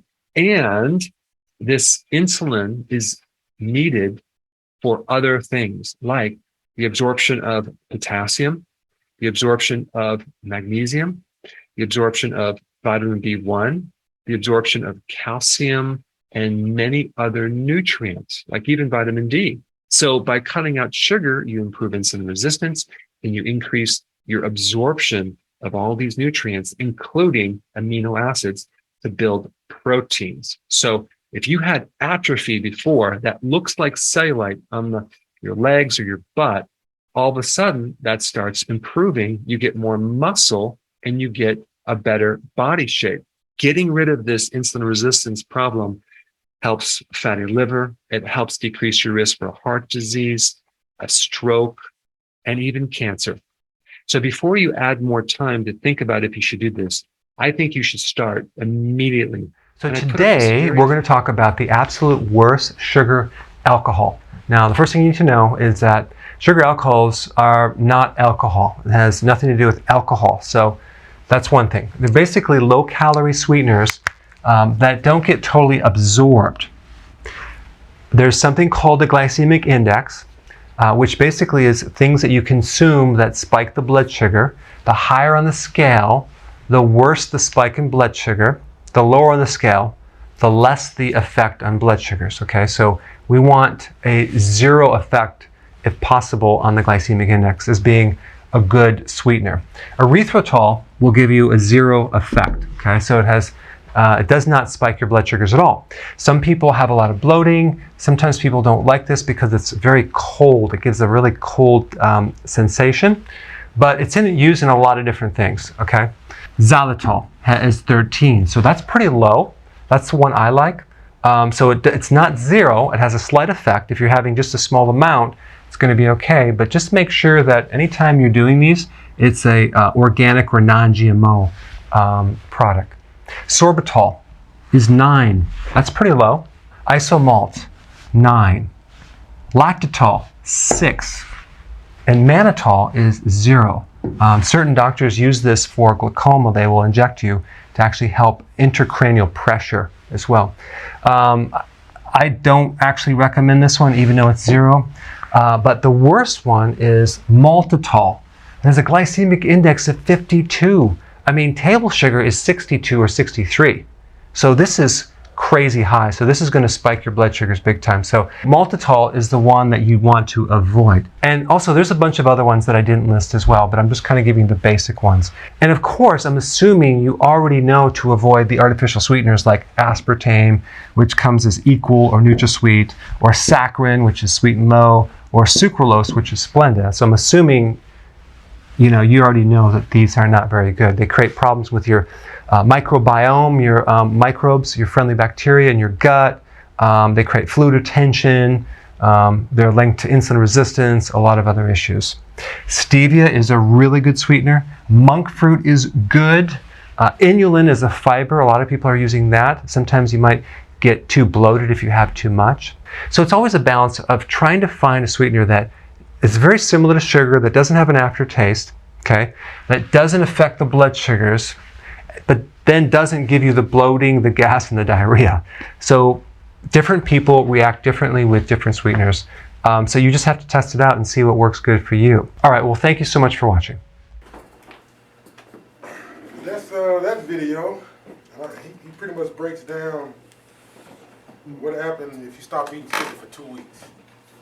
And so Brother Dre sent me this, so that's what started all of this, because the symptoms he was saying you would have, or the goodness out of it, dropping sugar, was happening to me. So I was like, man, hey, it's the same thing. What's happening to me? My vision all messed up, and I was excited once I stopped, and I didn't need the medicine they gave me. I told the doctor, you can keep that medicine. And she was like, thinking it was dangerous what I was doing. But I went about the little machine to check my sugar and all that. I said, y'all ain't finna make me no diabetic this year, all of a sudden. And we already know the man said I already dropped from 120 to 95, so my number's already higher than him. And I ain't been on it ever since, and I ain't been on the medication ever since. And like I said, I just checked my numbers last night. So I range between 80 to 112. That's my range on a normal day. You know, 80 to 85 to 112. You know what I mean? So, and that's without any medication. So, and so, I mean, I hope you got something up out of that video, and the 10 reasons why, you know, you should be off sugar. And it took me about 8 or 9 days to get it all under control. You know what I mean? And but us as a people, you know, we accept what they give us, and when we do that, it can be a dangerous thing. So we finna go back in the scripture, and that's the health part of it. We're gonna fall into some disease part too, and that ain't gonna be long. We're gonna go touch back on Luke 12 and 23. That's where we at? Mm-hmm. Luke 12 and 23. Yeah, Luke 12 and 23.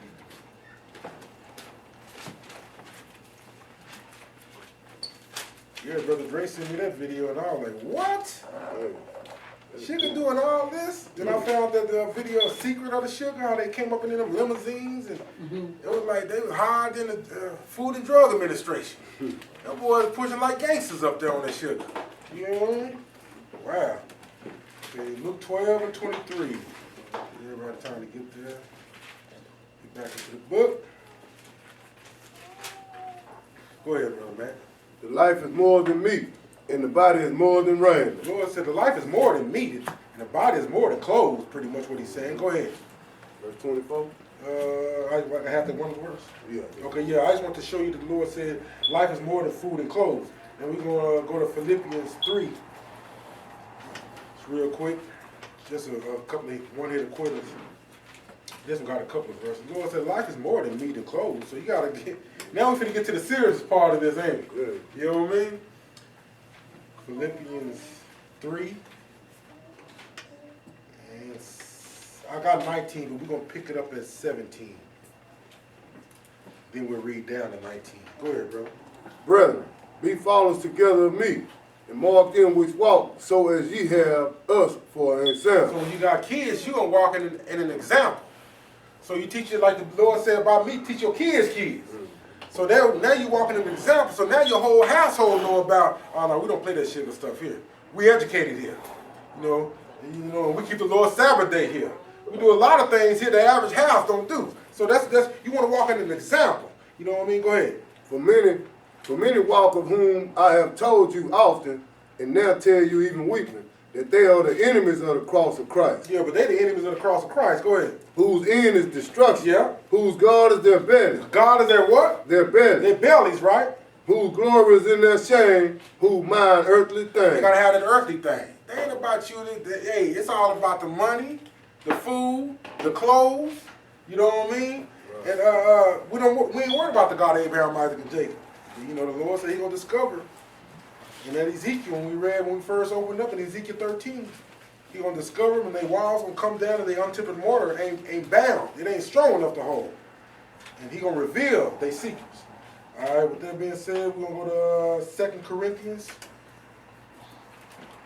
6. We're almost there. You got about 15 more levels? 2 Corinthians 6 and verse 1. 2 Corinthians 6 and verse 1.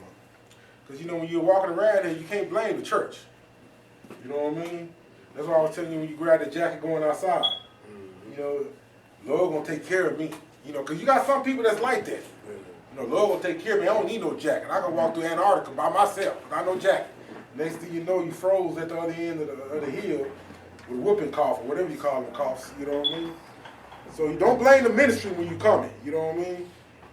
Because the Lord always gives you a choice. So this is about. Go ahead. We then, as workers together with Him, beseech you also that you receive not the grace of God in vain. He said, don't receive the grace of God in vain. Go ahead. For he said, I have heard thee in a time accepted, and in the day of salvation have I secured thee. Behold, now is the accepted time. Behold, now is the day of salvation. Yeah, go ahead. Giving no offense in anything that the ministry might be not blamed. See, it says giving no offense in anything that the ministry be not blamed. You can't sit up there and blame the ministry. So when you walk, you got to go out there and do what you got to do, but don't blame the ministry. Oh Lord, I didn't caught this, and it's just, you know what I mean? Don't blame the ministry. They told us that we can just do this, and no, don't blame the ministry. You know what I mean? Because you have a choice to do things and get yourself together, get your body together. You know what I mean? You know, she died, or he died, and in the truth, because I know a lot of people that was in the truth have passed. You know what I mean? But you can't sit around and say, okay, blame the ministry while they pass it. Right. So while you're here, you got to educate yourself on how the way you walk. And we read earlier, your body is the temple, right? So you got to have, the body's the temple, then you got to take care of the temple. So, okay, I know too much of this is bad, so I'm going to slack up on this. I ain't saying everybody perfect. You know what I mean? But just got to watch out. Now that we educated, watch out at what's going on and watch out because it's monsters out there that's ready to prey and make money off of you. And if you walk in there blind, they want you to walk in there blind. Please don't see. Stay blindfolded if I keep my money coming. Yep. All right? Go ahead. But in all things, improving ourselves as the ministers of God, in much patience, in affliction, in necessities, in distresses, in stripes, in imprisonments, in tumults, in laborers.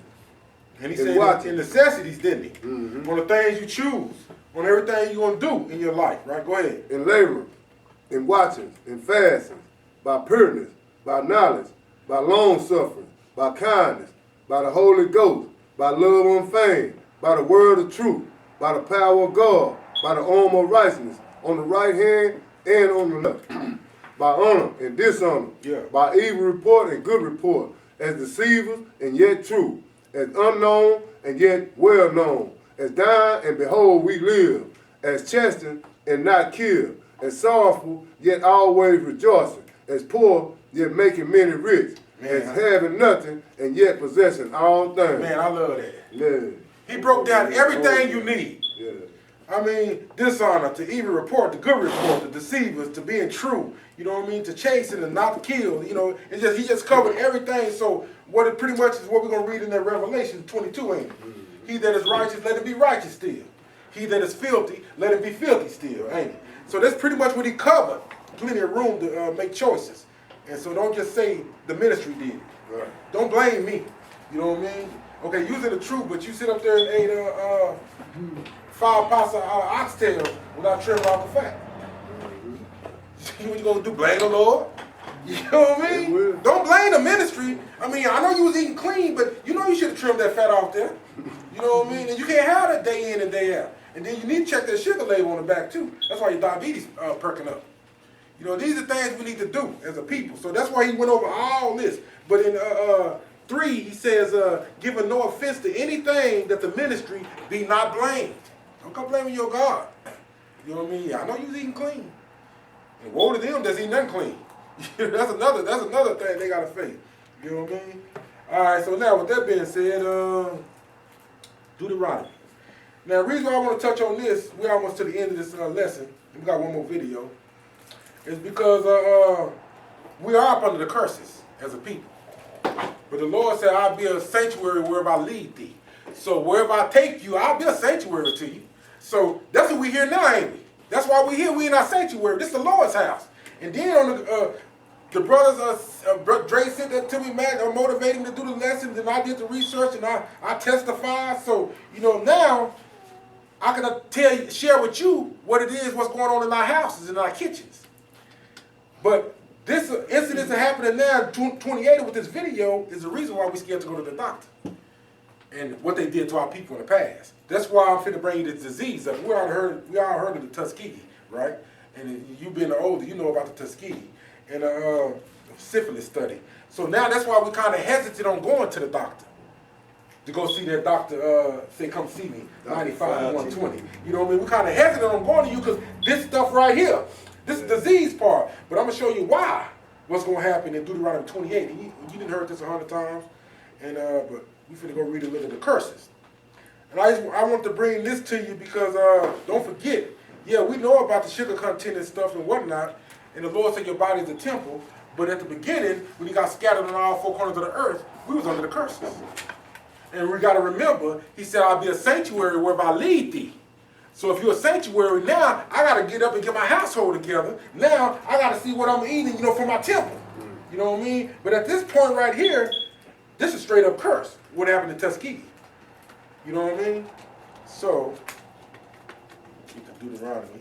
I get that. Deuteronomy 28. And 45. 28 and 45, my brother. Go ahead. Moreover, all these curses shall come upon thee, right, and shall pursue thee, and overtake thee, till thou be destroyed, because thou hearkenest not unto the voice of the Lord thy God, to keep his commandments, and his statutes which he commanded thee. And they shall be upon thee for a sign, and for a wonder, and upon thy seed forever. And you're a sign and a wonder. When you say diabetic, who do they look at? As a people. That's right. Just being honest. Yeah. When you say hypertension or high blood pressure, who do they look at? When you put that Kool-Aid on the table, how much sugar you pour in there, who they look at? I just see that there's a comedy series over there. The brother was pouring a big old thing, oh, make it, girl, make it. She's making the Kool-Aid so thick. That's a people we curse like that. So it's a sign and a wonder. Go ahead, my brother. Because thou servest not the Lord thy God with joyfulness, and with gladness of heart, for the abundance of all things. And see, you ain't doing it happy. You know what I mean? So now sugar in your life, and now it's going to throw your attitude off. You know what I mean? So now everybody mad. You know, like I was telling my wife about first 48. Them brothers on a lot of sugar. I mean, they trying to be funny, but that's what it is. You know what I mean? Because your mom messed up. You seen the rat when the mouse went in there and he was confused. So they on the street smoking sweets and they don't care about the old or the young. The respect is gone out the household. They cussing everybody out. It's all messed up. And I bet you with the research I done did and how it fluctuates and how the pancreas throwing all that insulin in your body, it's the sugar. You know what I mean? Plus under the curses, but it's the sugar. Because the Lord said, I'll be a sanctuary where I lead you, but you got to get yourself together. You got a choice to make. Get yourself together, man. That's what unleavened bread represents. You know what I mean? Clean up your household, right? All right, go ahead.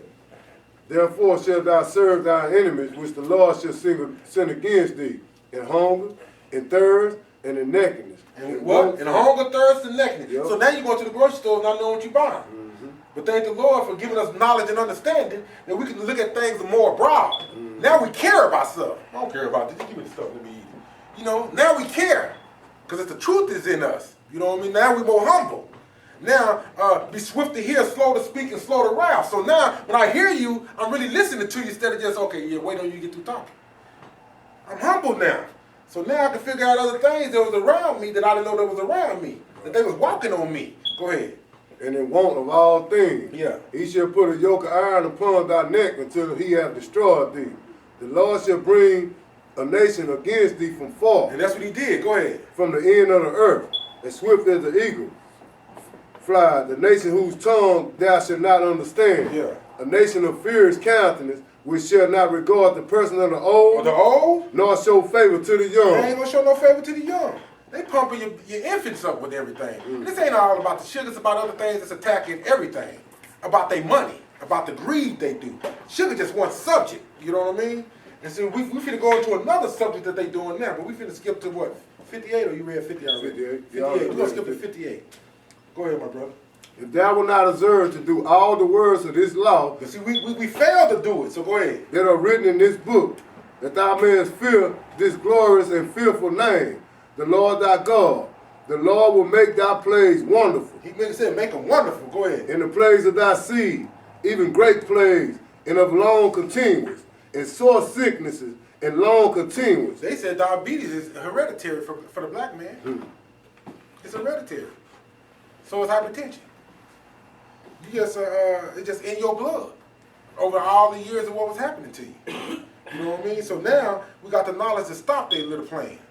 Now, you know, when my daughter or my son get older, and then my great-grandson get older, and my great-great-grandson get older, my house been edified through the grace of the Lord.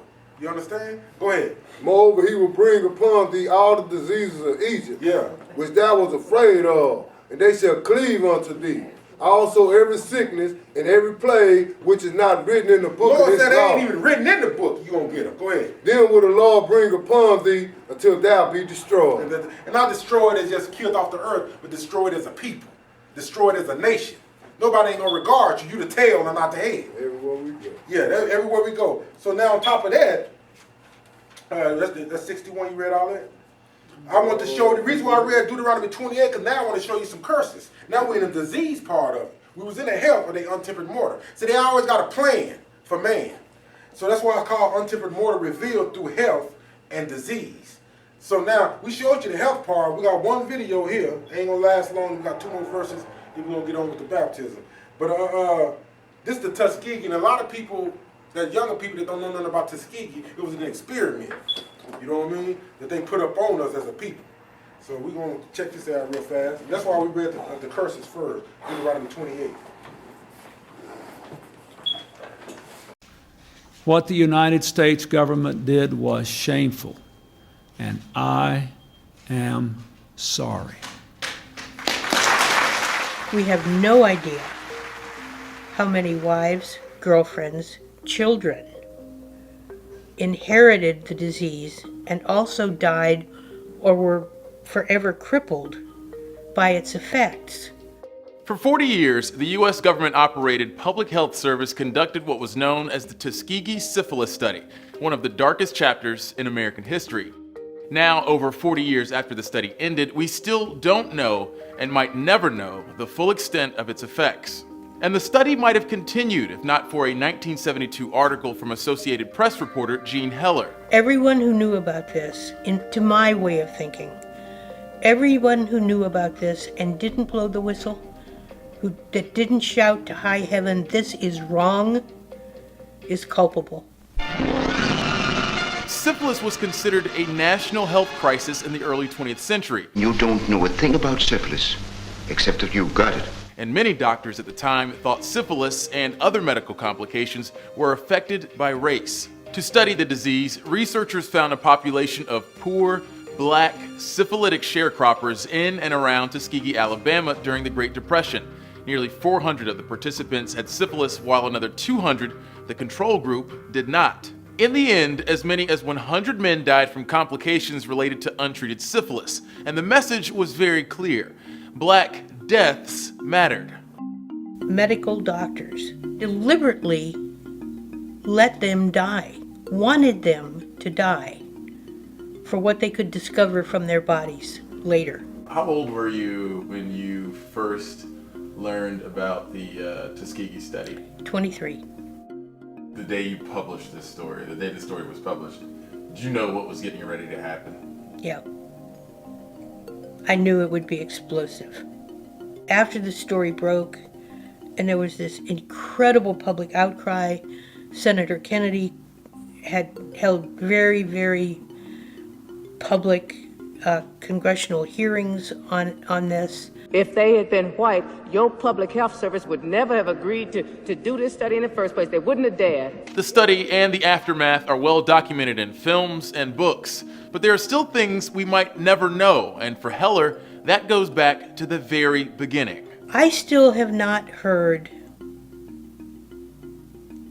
the answer to the very simple question of why. They should have been able to determine after the first 3 or 4 autopsies that the inside of a black person ravaged by syphilis looks identical to the insides of a white person, and stop the study.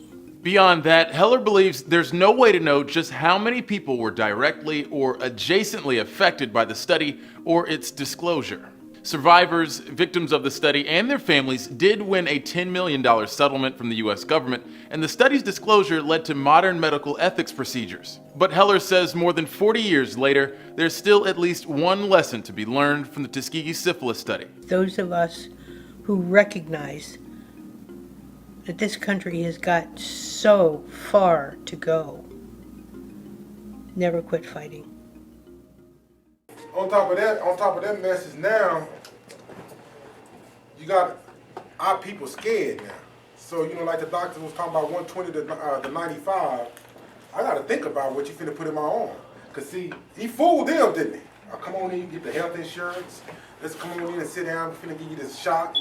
We didn't know nothing. We was dumbed down in our homes. You know what I mean? But now the Lord gave us the understanding and knowledge of Him, the Word. Now we can humble ourselves and approach each matter professionally. No. The past showed me that you ain't finna sit me down.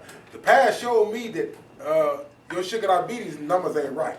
120 to 95, that ain't right. The past showed me that I'm not gonna get on that pill, Mr. Doc. This was about what, a month ago? I'm not gonna get on that pill you just gave me. Now, if I was, but you know, they was like, ooh, they at the house like, man, we need to, we can get free insurance, we can get this, but a lot of them died. Cause they had to, I don't know what this syphilis, some kind of medicine that they had. Yeah. Penicillin? No, they won't They give was penicillin. penicillin. No, but they wouldn't give it to them. Yeah, they just let them die. Yeah. You know what I mean? So now, you know, you at home and you like, okay, I can't take none of your medication. They tried to give it to me. I can't take none of your medication. I didn't see. It's because of things like this, Tuskegee time. Our trustworthy on people working on us and helping us is history over and over. Besides slavery, it's just a lot of incidents over and over and over. So now we kind of leery on who gonna help us out. But we finna see the darkness shall be heard in the light. You know what I mean? Darkness is out of there because the light gonna supersede. So we finna read Luke 12. Luke 12. You're gonna be revealed. But I just want to show you that video to show you how, that's why our people walk around, we're not sure about what's going on, but see, the Lord gives us the knowledge and wisdom to look into something. Don't just go accept their sermon. That's why I say come out of her. That's why we read all that stuff earlier. Don't be part of what they do.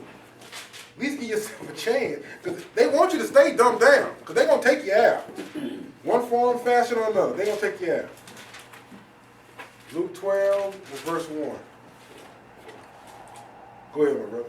In the meantime, there were gathered together a numerous multitude of people, insomuch that they trod one upon another. He began to say unto his disciples, first of all, beware. That's the main word, beware. The Lord didn't say you saved automatically. Don't worry about the Sadducees and Pharisees. Don't worry about nobody. I got you. He said, beware. It's a warning. It's a choice. Go ahead. Beware ye of the leaven of the Pharisees, which is hypocrisy. Yeah, that's a doctrine. Beware of that doctrine they swinging. Go ahead. For there is nothing covered that shall not be revealed. Yeah, that's right. Neither hid that shall not be known. Yeah, the Lord said He's going to expose it all. That's that Untempered Morter being brought down, ain't it? Go ahead. Therefore, whatsoever ye have spoken in darkness shall be heard in the light. Whatsoever ye have spoken. So they was coming down in them limousines on that one video, and they was coming down to Congress and say, hey, you better not label that sugar. Mm-hmm. If you label that sugar, we're going to lose a lot of money. Mm-hmm. And they didn't label that sugar because they got friends up at the White House. You know what I mean? So now, the Lord said, now it's revealed, though. What you did in the dark coming out to the light now. I'm going to bring that house down. Go ahead. And that which ye have spoken in the ear, in the closet, shall be proclaimed upon the housetop. That's right, because whatever you're saying is going to be exposed. Now, we know that out of this whole lesson of the Untempered Morter through health and disease, we know what the outcome is. We know who we should fear. We know what it's all about. We know why we're here. Because the people that's here. Now, if you go outside that door, they don't care why they're here. You know what I mean? But we know why we're here. And see, this is the Lord going to tell you. Go ahead. And I say unto you, my friend. He said, I say unto you, my friend. Go ahead. Be not afraid of them that kill the body. And after that, have no more that they can do. He said, be not afraid of them that can kill the body, because they ain't got nothing else they can do. So, you know, if you just oversugar yourself and kill yourself, then the Lord said, don't be afraid of that. That's all they can do is kill you. But go ahead. But I will forewarn you. He said, I will forewarn you, though. Go ahead. Whom you shall fear. Yeah. Fear him, which after he had killed, had power to cast into hell. Yeah, I say unto you, fear him. Don't fear the one that gave you the syphilis. The Lord said, I tell you who to fear. Fear the one you ain't keeping his commandments, and I got the power to bring you, wake you up, kill you again, and cast you in a lake of fire. I tell you, my brother, fear me. That's who you fear. You know what I mean? And that's what we all talking about here. But even though he give you knowledge about health and disease, and who to trust and who not to trust. But still, don't get it twisted. Lord said, I'll tell you who to fear. We're going to go read that last Ecclesiastes, that good old Ecclesiastes 12. No, we're going to go read Revelations. 168, or you stopping it right there? No, it's just, that's pretty much what I, well, we can go ahead and finish that up. Go ahead. That's pretty much what I wanted. Verse 6? Yeah, go ahead and read 6 and 7. Are not 5 sparrows sold for 2 farthings? Yeah. And not one of them is forgotten before God. The Lord said how important you are. Go ahead. But even the very hairs of your head are all numbered. Yes, sir. Fear not therefore, ye are more valuable than many sparrows. But it don't matter if you don't seek your God. It ain't gonna matter if every hair on your head is counted if you don't seek your God. You got a crown, you know what I mean? But you gotta hold it. And you gotta hope for salvation. Now we're gonna go precept that me and Matt come up with that. Let's go to Revelation 22 and 11. So this is just at the end of the day. I know we done went over sugar and the companies and Tuskegee and we went over all this, but at the end of the day, you got a choice. So you don't be sitting up there blaming the ministry if it don't work out well. So Revelations 22 and 11. It's real basic. Go ahead. We'll read Revelation 22 and 11. We're going to skip down to 14. We just summing this up at the end about, you got a choice to, live a healthier life and whatnot. But you better realize why we're here in America. You better realize why we're here as mankind. You know what I mean? And you better realize who put us here. You know what I mean? So, and then we read earlier, it ain't about food and clothes anyway. Right. You know what I mean? But then again, you got to say, okay, if it is about food and clothes and he gives us something to eat, make sure it's healthy. Yeah. You know what I mean? All right, so go ahead. He that is unjust, let him be unjust still. Yep. He which is filthy, let him be filthy still. Yep. And he that is righteous, let him be righteous still. Yep. And he that is holy, let him be holy still. That's right. Drop down to 14. Blessed are they that do his commandments, that they may have right to the tree of life and may enter in through the gates into the city. If you just, you just. If you filthy, you filthy. But I know one thing, I'm coming and my reward is with me to give every man according to his works. That's what I'm coming with. You know what I mean? So you better worry about that. So now let's go to Ecclesiastes 12, 13, and 14. Let us hear the conclusion of the whole matter. Yeah. Fear God and keep his commandments. For that is the whole duty of man. But this is the whole duty of man. That's why we're here. We're not here to kick it or go to Papa's house or go to Big Mike's house or go to Little Mama's house. And we're not here to do all that. No, I know what Papa did. But we're not here to do all that. What we here to do? Fear God and keep his commandments. That's why the Lord got us here. But we think we're here to kick it. That's the whole duty, man. It ain't about the sugar industry getting paid. But see, their time is now because he gave it to the Gentiles. Everybody got a fair shake of this thing. It was Ham, now it was Shem. Shem always, doing his number. That's a Hebrew Israelite. And he always stretch out his arm and save him. Then he put him back in captivity. And then, so we got Shem. Then now we got Japhet. We got the 4 beasts coming through Japhet. And now we're going to wait on the little horn. All been fulfilled but the little horn. We there. This is the 6th day, right? You know what I mean? So now the Lord said, let us hear the whole conclusion of the whole matter. Fear God and keep his commandments. For this is the whole duty of man. But see, outside that this circle of saying this, inside you got to live righteously. That way you won't die and live a long life, right? Obey your mother and the father. Check that sugar content. You know what I mean? Don't put so much sugar in your Kool-Aid. You know what I mean? Just everything goes together. All right? Now go ahead, brother. For God shall bring every work into judgment. Yes, sir. With every secret thing, whether it be good or whether it be evil. That's why I said, I ain't worried about no clothes. I'm coming spiritual. And that's the lesson right there. So I hope somebody got some understanding. I hope you got some understanding on now about your diabetes and about how you live your life. You know what I mean? So that's a lesson. I hope somebody got some understanding. I thank you for your time.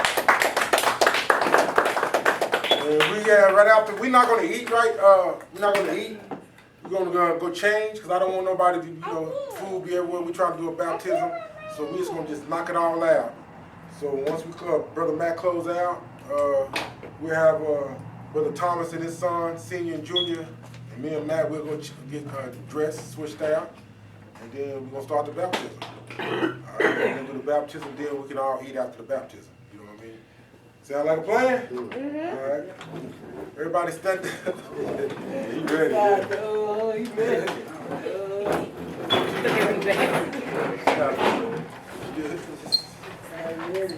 Face Jerusalem and close out.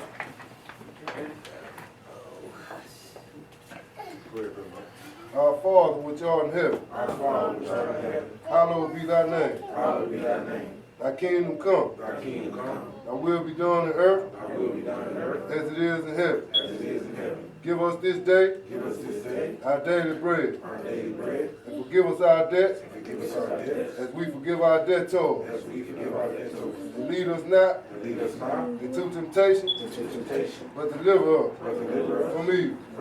For thine is the kingdom, and the power, and the glory, forever. Amen. Praise the Lord. Praise the Lord. Praise the Lord. Praise the Lord. Praise the Lord God of Israel. Praise the Lord God of Israel. In Jesus' name. In Jesus' name. Amen. Amen. All right.